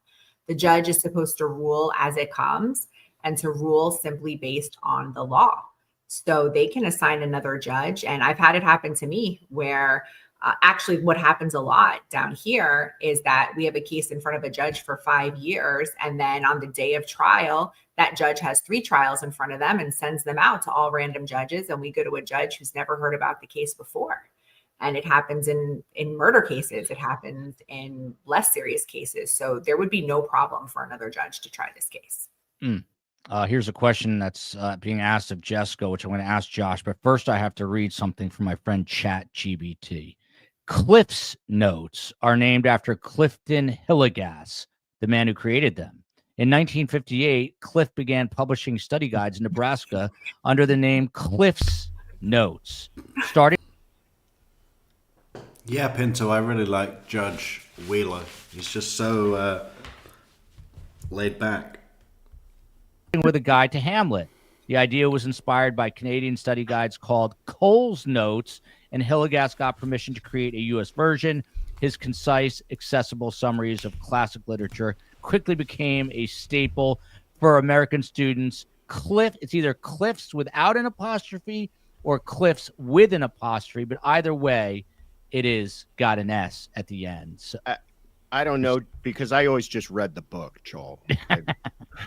and the other thing is, Cliff now, what they don't tell you is he lives in a castle in New Zealand on 25 billion acres because he came up with the idea for Cliff's Notes. So, hold on, COE, that was a question for Ritter. The question, I think, Josh, was what, if any, motivation would the government have here in making these sorts of potential allegations about, wrongdoings?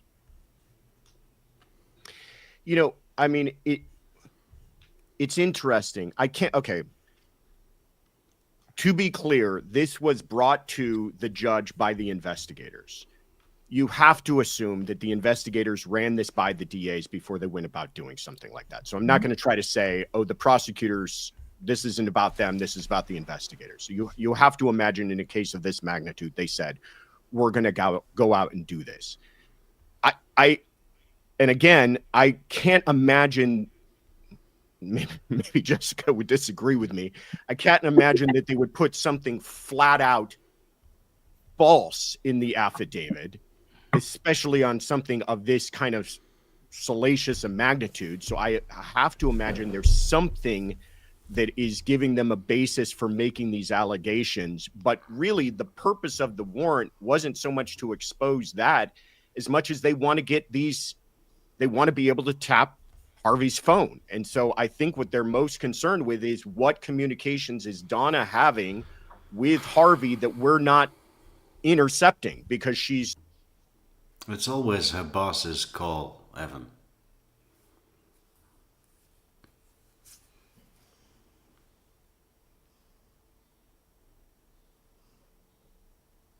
If budget allows Harvey and Wendy, etc., I don't agree at all. It's not decided on budget.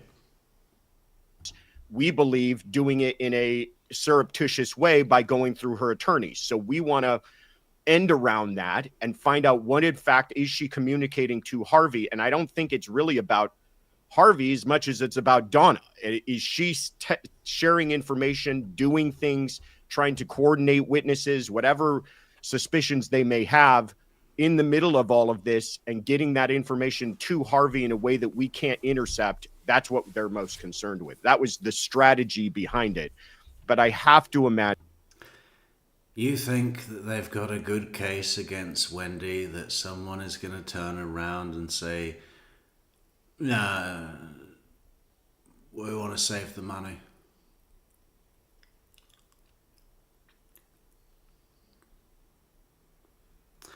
Georgia said in an interview, if they do not get Donna and she dies, then the case forward may conclude. Okay. If I'm being as objective as possible about this whole thing, that they ran this all by the prosecutors before they went out and tried to get these warrants. I mean, Tim, to you, could you just explain, I guess, from a judge's perspective, is it common for these judges to get like these warrant affidavits after a case is already like pending trial? So like at what point does Everett have to say, hey, I can't help you with a particular warrant because things are already moving? Well, sometimes they do. But you would think that it wouldn't happen because something like this happens. They got plenty of judges that they could take it to. But like I said, he's the criminal chief judge. So sometimes administrative, and I know the... Sunday or Monday, Pinto. Got to do some real work again. Investigator very well. I've known him. He's above board. He's not one of those that cuts corners and does things nefarious. I think he just took it to the judge because he knows the case. The case has been going on. I don't know.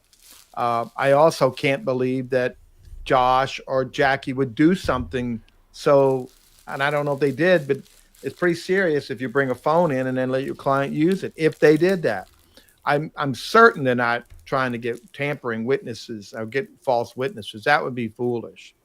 But I think the state, because of the stakes in this, they really wanted to make sure information came to them, probably from a confidential informant, and they wanted to track it down. So they originally get the phone calls, they get the records, then they get records showing these phone calls going at the same time that the lawyer is at the jail and calls going to Harvey. And then they go back and get a trap and trace and a pen register. And lo and behold, we got a lot of overlapping. There's some smoke there.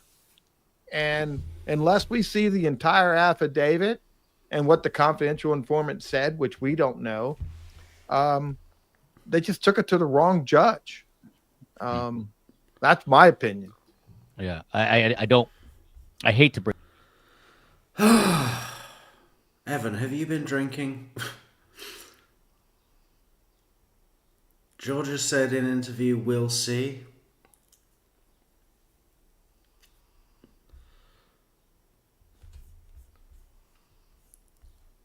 What does that mean to you, Evan? We'll see. To me, it means that I'm the fucking state prosecutor and I'm not going to sit here and announce, yes, we are planning to arrest Wendy Adelson on this date. Bring this comment up. But since he paid for it in a super chat, He's a Doll says, guys, I don't take the words "we'll see" as we'll see what comes out of Donna's trial because we need things to come out in order to get Wendy. We'll see is another form of saying no comment. like the hottest men in true crime. Dang, awesome show. Did it? Thank you. He's a doll. Look at Josh Ritter, the Silver Fox, Tim Jansen. You ever seen a head of hair like Tim Jansen? Jessica, you were shaking your head while Tim was talking. How come?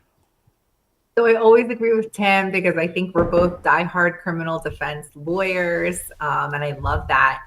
But I would have to respectfully disagree here. And I think it's too big of an act to just be random or just be coincidence or just kind of have happened.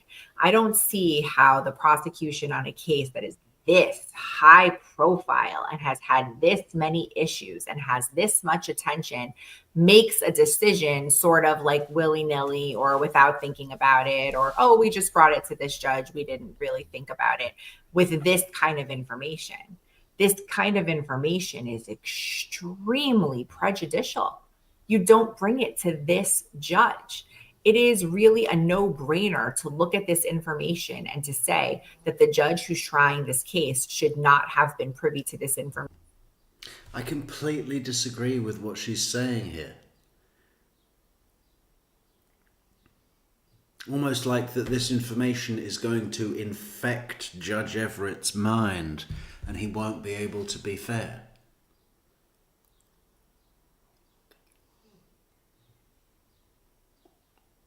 I just don't get where she's coming from at all. And her whole delivery of it, yeah, she's clearly thinks of herself as a performer. A little bit of a sensationalist. I just don't like her output at all. I don't like her opinion or how she expresses it.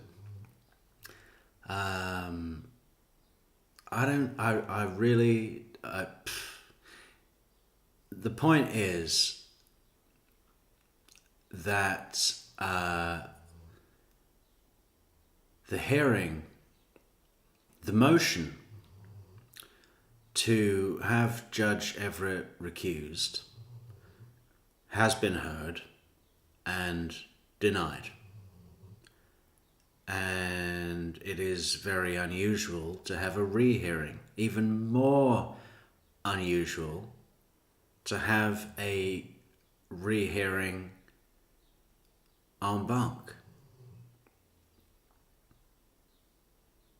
And from what we have seen of the defendant's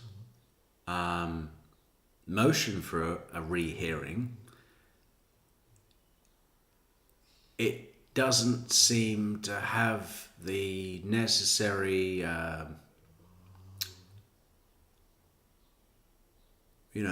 cause to have any presumption that it will be granted and a rehearing will be achieved, whether that be a rehearing by Judge Everett or the en banc panel. It seems unlikely. So I agree with the general sentiment in chat that it will probably just proceed with Judge Everett, and the fucking defense counsel will be free to take this up on appeal.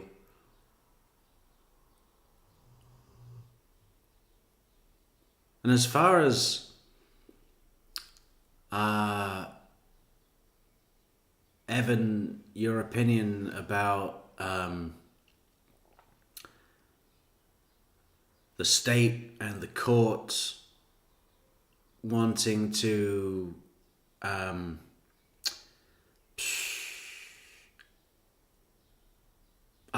remedy this situation to avoid Donna appealing her conviction.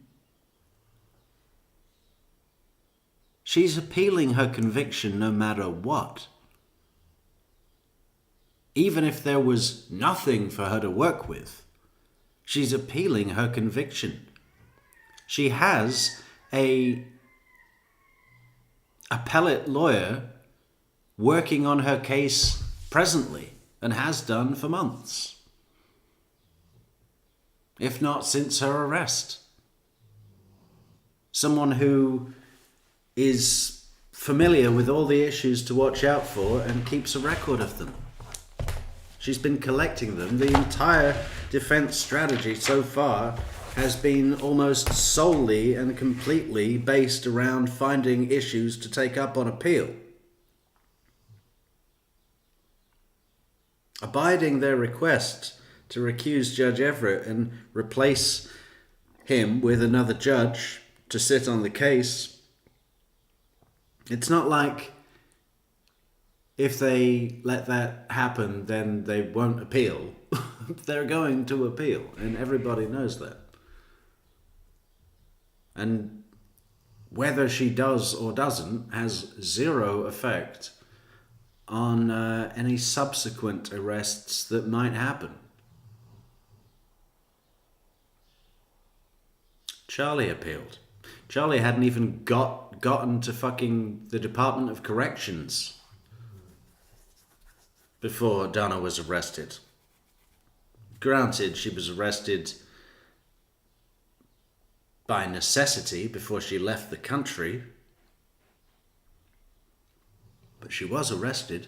In particular, where it's ex parte. That is a huge aspect of it. In particular, where it's not just a motion, right? The judges expect the lawyers to fight, and they expect the lawyers to come in with different motions, and that's a fair fight. And that's what our justice system expects of us, right? But an ex parte communication, for him to find this out where the defense is not present to have a say, and where the defense doesn't even know that the state knows this information. I really wish someone on fucking STS had brought up the question that Neverly asked this chat a while ago that I don't think was answered by anyone, in case you wanted to have a go, Evan. What was the question, Neverly? Neverly said something along the lines, I'm paraphrasing, but it was, can someone say what would be the point of this ex parte communication being raised in front of defense counsel, that it would that it would, what was the word? That it would undermine the whole reason for seeking the warrant, tip them off to the investigation. We want a warrant to catch them out in making phone calls in the jail. Okay, that's granted, and the defense is informed. So the defense will not be making phone calls in the jail anymore, obviously. There is no answer for that. Why not tell Judge Everett? We're to believe that Judge Everett hears an accusation, grants a warrant, and that Judge Everett has now decided, before the fruits of that warrant have been presented to him, that the accusation is true and that he should be prejudiced against the defense because the state has made an accusation? Judge Everett has never given any indication that he would do that. Quite the opposite. I don't know why people are talking about this. Right? I think it's the state had to have known what they were doing. And if they had to have known, then you have to think of, well, why did they do it? And what we're seeing right here. Why did they do it? Back to what I started with ages ago, which was, if there was an excuse to get a wiretap on Harvey Adelson's phone, perhaps it's for other reasons aside from catching Donna making a phone call from jail.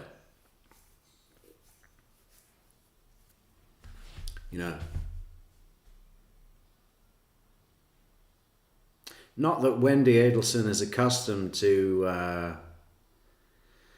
leaving incriminating statements on any phone call or email or text messages. But, having the wiretap might be useful for other reasons than simply catching Donna in on the jail. And if an opportunity presents itself, why would the state not take that opportunity? There wouldn't be something precluding other evidence of other criminal situations, Oh, you can have the wiretap, but if Wendy says anything incriminating, you can't use that. I mean, of course they could use that. Proves it, right? Because what we're seeing is that while it's highly prejudicial, the judge refused to recuse himself, and the Court of Appeals already agreed with him. So they won in their strategy. Their strategy was to prejudice the judge against the attorneys on the other side and against the defendant, and they have succeeded, period. Their strategy was to prejudice the judge against the other side, against the attorneys, and against the defendant. There's no evidence that he has been prejudiced. She's talking out of her ass. I think we all agree that we would all be really upset if this happened to us as a defense lawyer on the case. I mean, we would really be upset. I would be going up to Jack Campbell, the elected state attorney. I would be filing motions, and they say, why are they filing motions? You have to file these motions because that's your job as the lawyer. When you have a responsibility, and these are serious allegations, and you're sitting before the same judge. You have to try a murder case, and you got motions that can go either way. Some of these motions are pretty close calls. And if you have been alleged with misconduct or criminal charges, Michelle, and you don't even know it, and the state has tainted your reputation. You see, Michelle gets it. Michelle says because it doesn't make sense to tell the defense about the warrant, because if they were actually doing it, once they found out about the warrant, they won't do it anymore.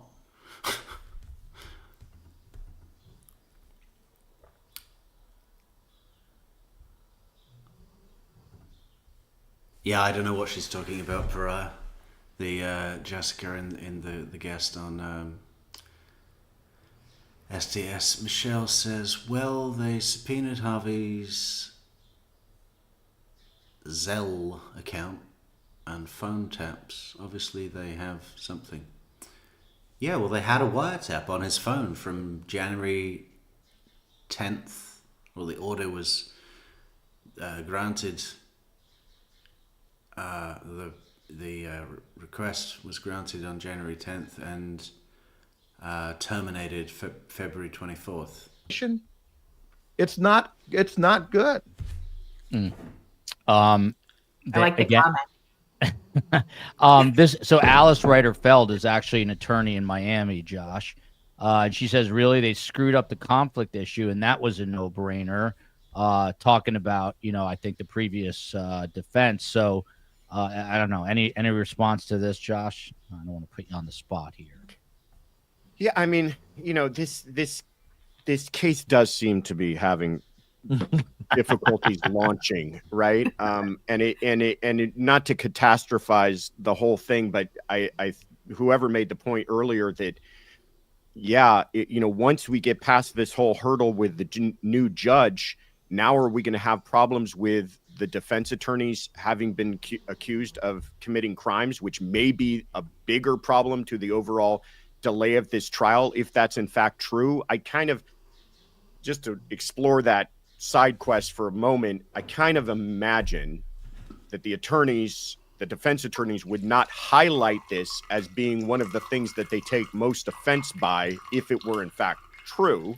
So I think that they probably feel very strongly that what is being alleged here, they have either an explanation for, or a defense, or it's just not, it's a confusion on the part of the prosecution, or a fabrication on the part of law enforcement.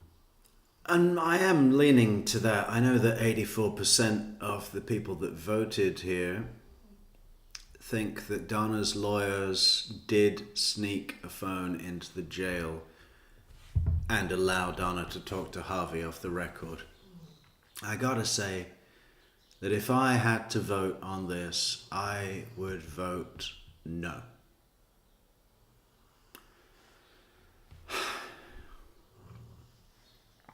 I can't see a reason for them to take a risk doing that could have not been safely, the same goal could have been safely achieved simply by them relaying messages.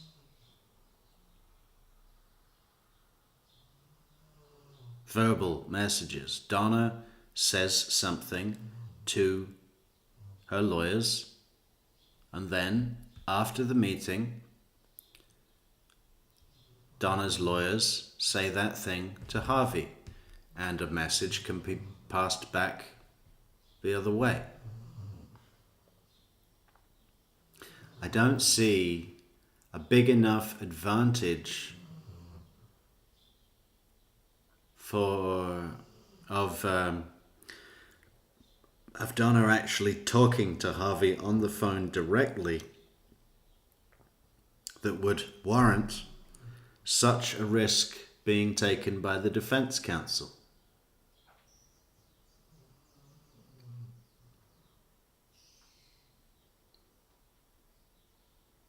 And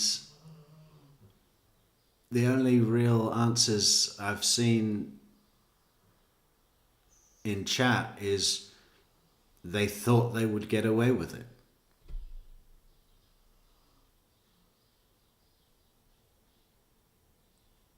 That doesn't convince me. Not on this case. When they know that Kappelman has got a fucking eye on the ball.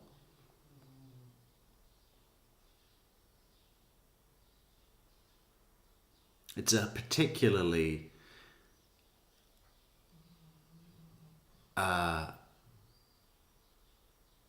it's a high-profile case, right? I mean, it's not your run-of-the-mill case with a nobody. And it's not just because we follow it. It is, historically, it is a very long story in terms of the application of justice, right? It stands out much more than our shared public interest in the case. It is relevant. It is high profile. And Georgia Kappelman's paying attention to it. That's obvious.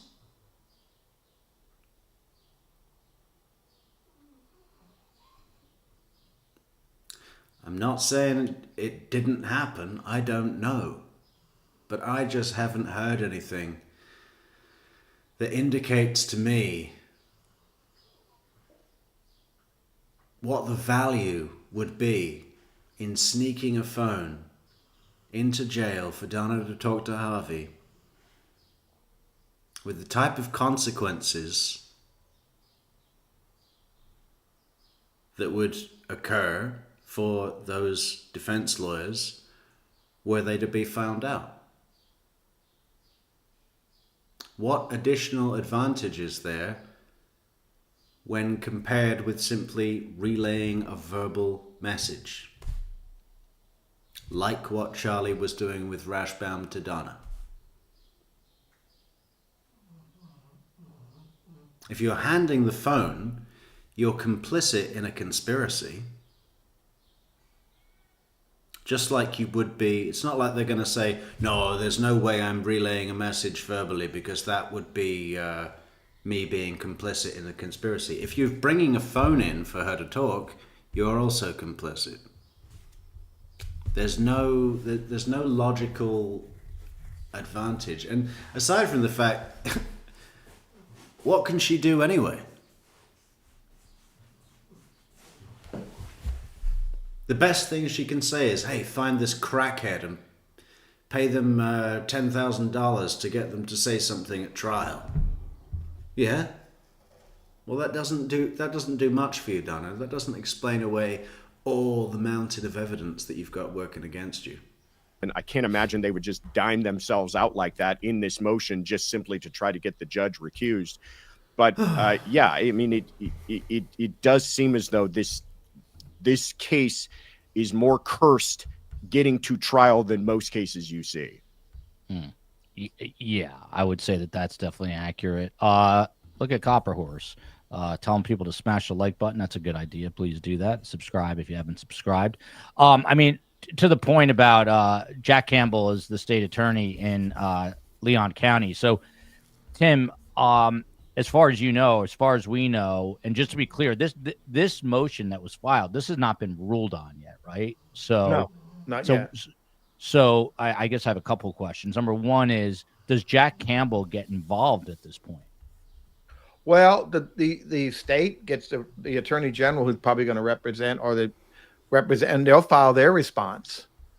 I always like it when they file motions that include things that are under seal, so we get to see some things that are really out there, so we can glean what's really happening.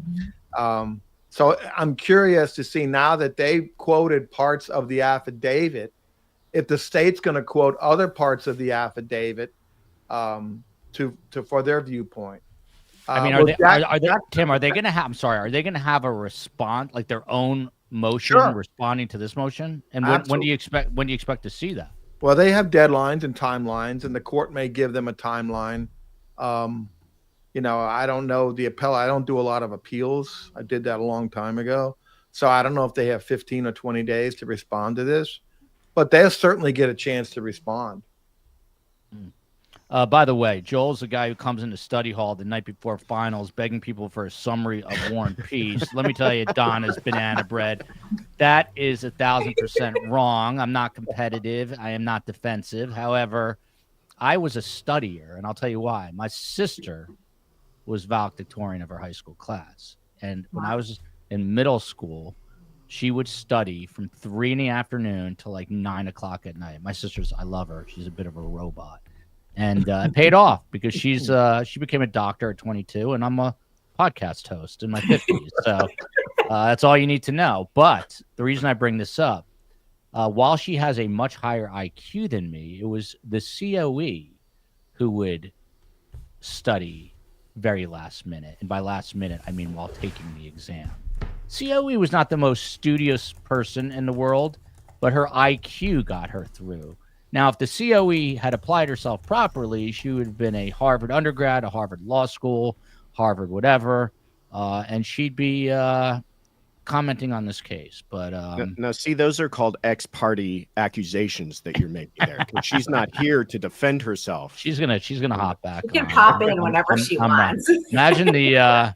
Imagine the hate I'm gonna get for these comments. No, the COE is honestly very, very, as is Space Coast, by the way, her brother on the West Coast, very high IQs. And you know, the other two siblings are pretty hard workers. So are these hard work. Anyway, I'll Joel, move on. before you get in trouble. Yeah, I'm switching gears right about Insulting now. everyone. Tim Jansen, I have to come back to you on this because now people are asking, and you're the new Wendy expert. So what does this do to any?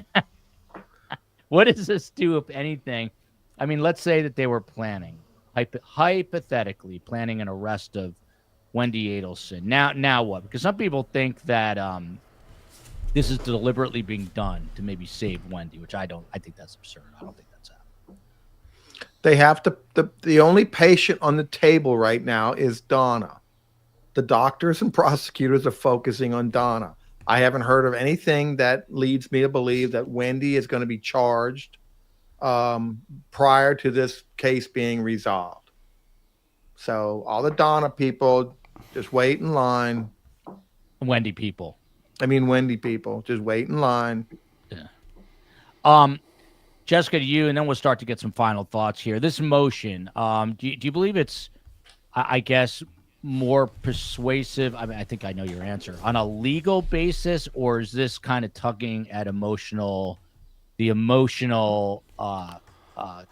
Why then would the prosecution go to Everett to get him to sign warrants if Metrix feels that he doesn't feel Donna's attorneys did let her use the phone? Why then would the prosecution go to Everett to get him to sign warrant if Metrix feels that he doesn't feel Donna's attorney let her use phone? I don't know if they did or not. I don't see a reason why they would. You know? The goal would be to facilitate some kind of, witness tampering or other shady acts to help her in the trial, right? So if that's the goal that needs to be achieved, it's achievable without using a phone.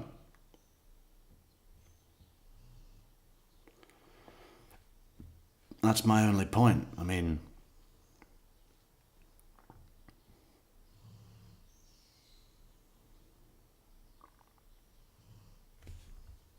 courtroom of public opinion strings. I think it's very persuasive on a legal basis. Now, that being said, these are. I only asked that question so you would get more hate than me. I said my wife is very smart. I just said she's not the most studious person. Go ahead. I'm sorry.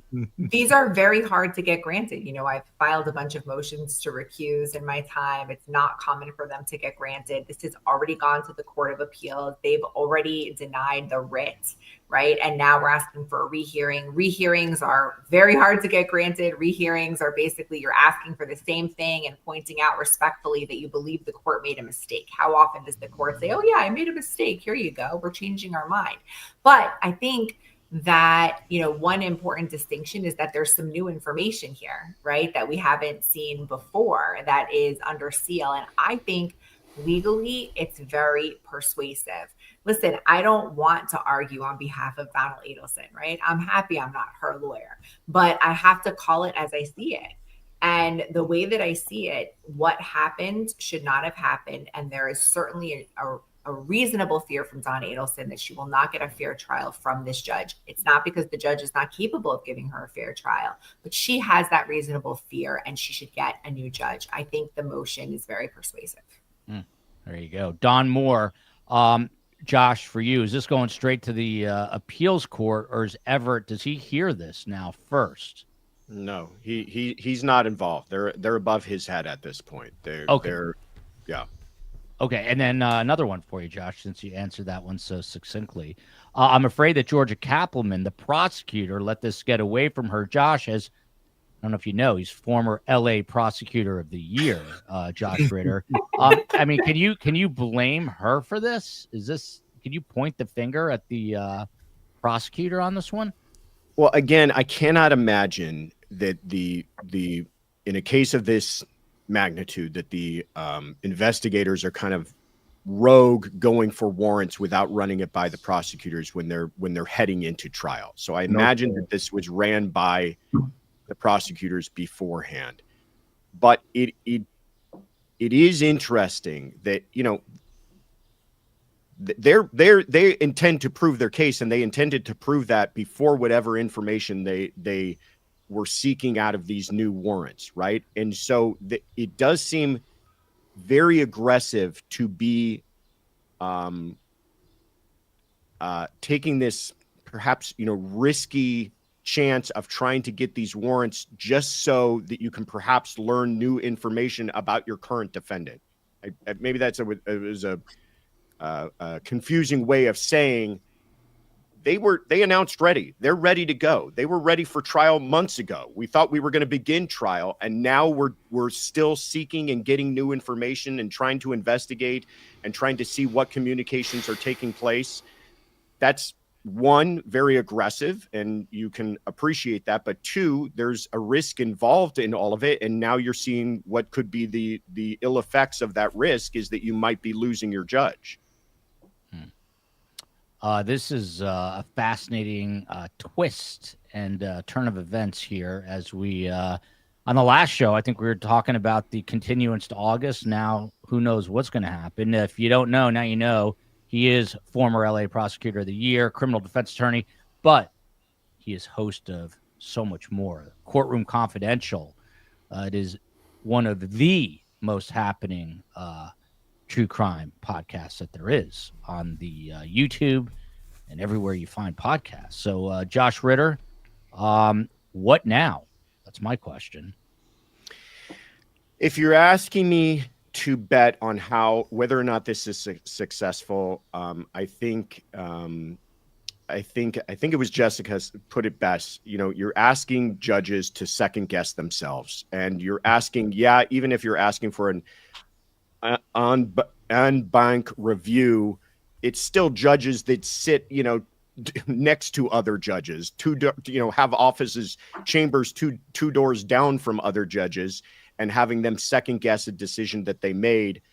The one thing that is interesting is you could even maybe view this as an attempt to kind of dime out the judges on the first appeal by saying, hey, you guys missed it so bad, we're going to now publish, in fact, what the shenanigans taking place were, so everyone can see it, why we're so upset about this. And we're asking for reconsideration just so we can put it out there in front of everyone, what it was that was taking place, why we're asking for this judge to be recused. And maybe there's this outside chance that they're feeling that the judges will, I don't know, be bothered by that's now public out there, what in fact was in that affidavit, enough to say we are going to reconsider. Maybe it's my cynicism. I don't think it's going to be successful. I think that the judges are going to say, no, they base their rulings upon the law. The law says there's nothing wrong with this. What was put into this new motion doesn't give us anything why we even need to reconsider it. I don't even know. I don't even think it will go as She was under charges by the JQC, but then voluntarily resigned with and the change of venue. That'll happen.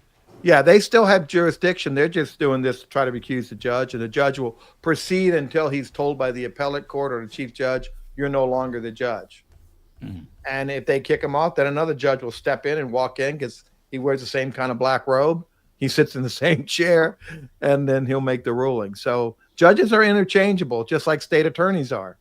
So there you go. What a day. What a story. I'm thinking of a weird story from my past just to prove that I was studious and I was in the library. I don't know about today's technology, but when I was at Brandeis University before Wendy Adelson, when you go into the library, do you guys have this thing where it's like a turnstile, but if you have like a barcode in your book, it would freeze the turnstile.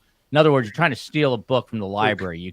You couldn't get out. So how many times did that happen to you, Joel? Well, my rotten friends, I'll tell you what my friends would do. I spend a lot of time in the library. Yeah, okay, Joel, you're getting the chop, man. I think that's the end of the podcast on STS. So we will wait and see. Some people say 10 days. Some people say 20 days. I think it's going to be more like 15. Safely in the middle until we hear something about that. Of course, we've got the, June 13th? Got a hearing. They've booked out 2.5 hours to have the hearing on change of venue, right? So, yeah, you never know what'll be coming out next. And the Donna Adelson case. Nice little, just when you think you're going to have to wait for some more news, other news happens, right? Fucking crazy Donna Adelson case. Anyway, thanks everybody for the comments. And what do we think? What is the conclusion? Well,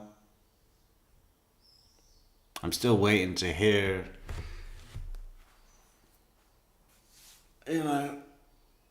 these, this shady past of Jackie Fulford. Fine. I mean, yeah.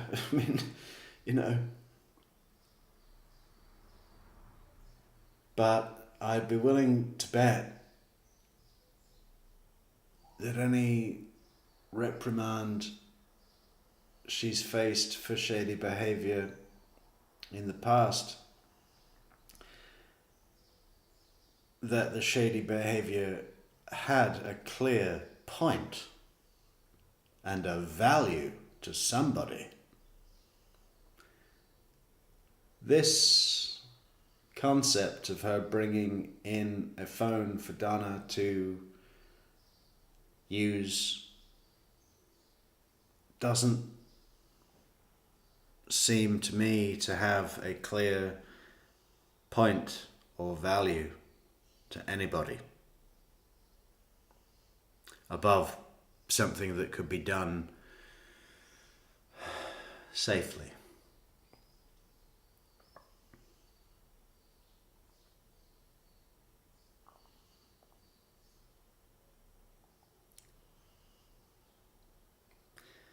So, we'll wait and see. I can't wait to hear more about what happened with that case. All right, thank you guys, and we'll see you soon. Thanks to the chatters and the supporters. Have a good one.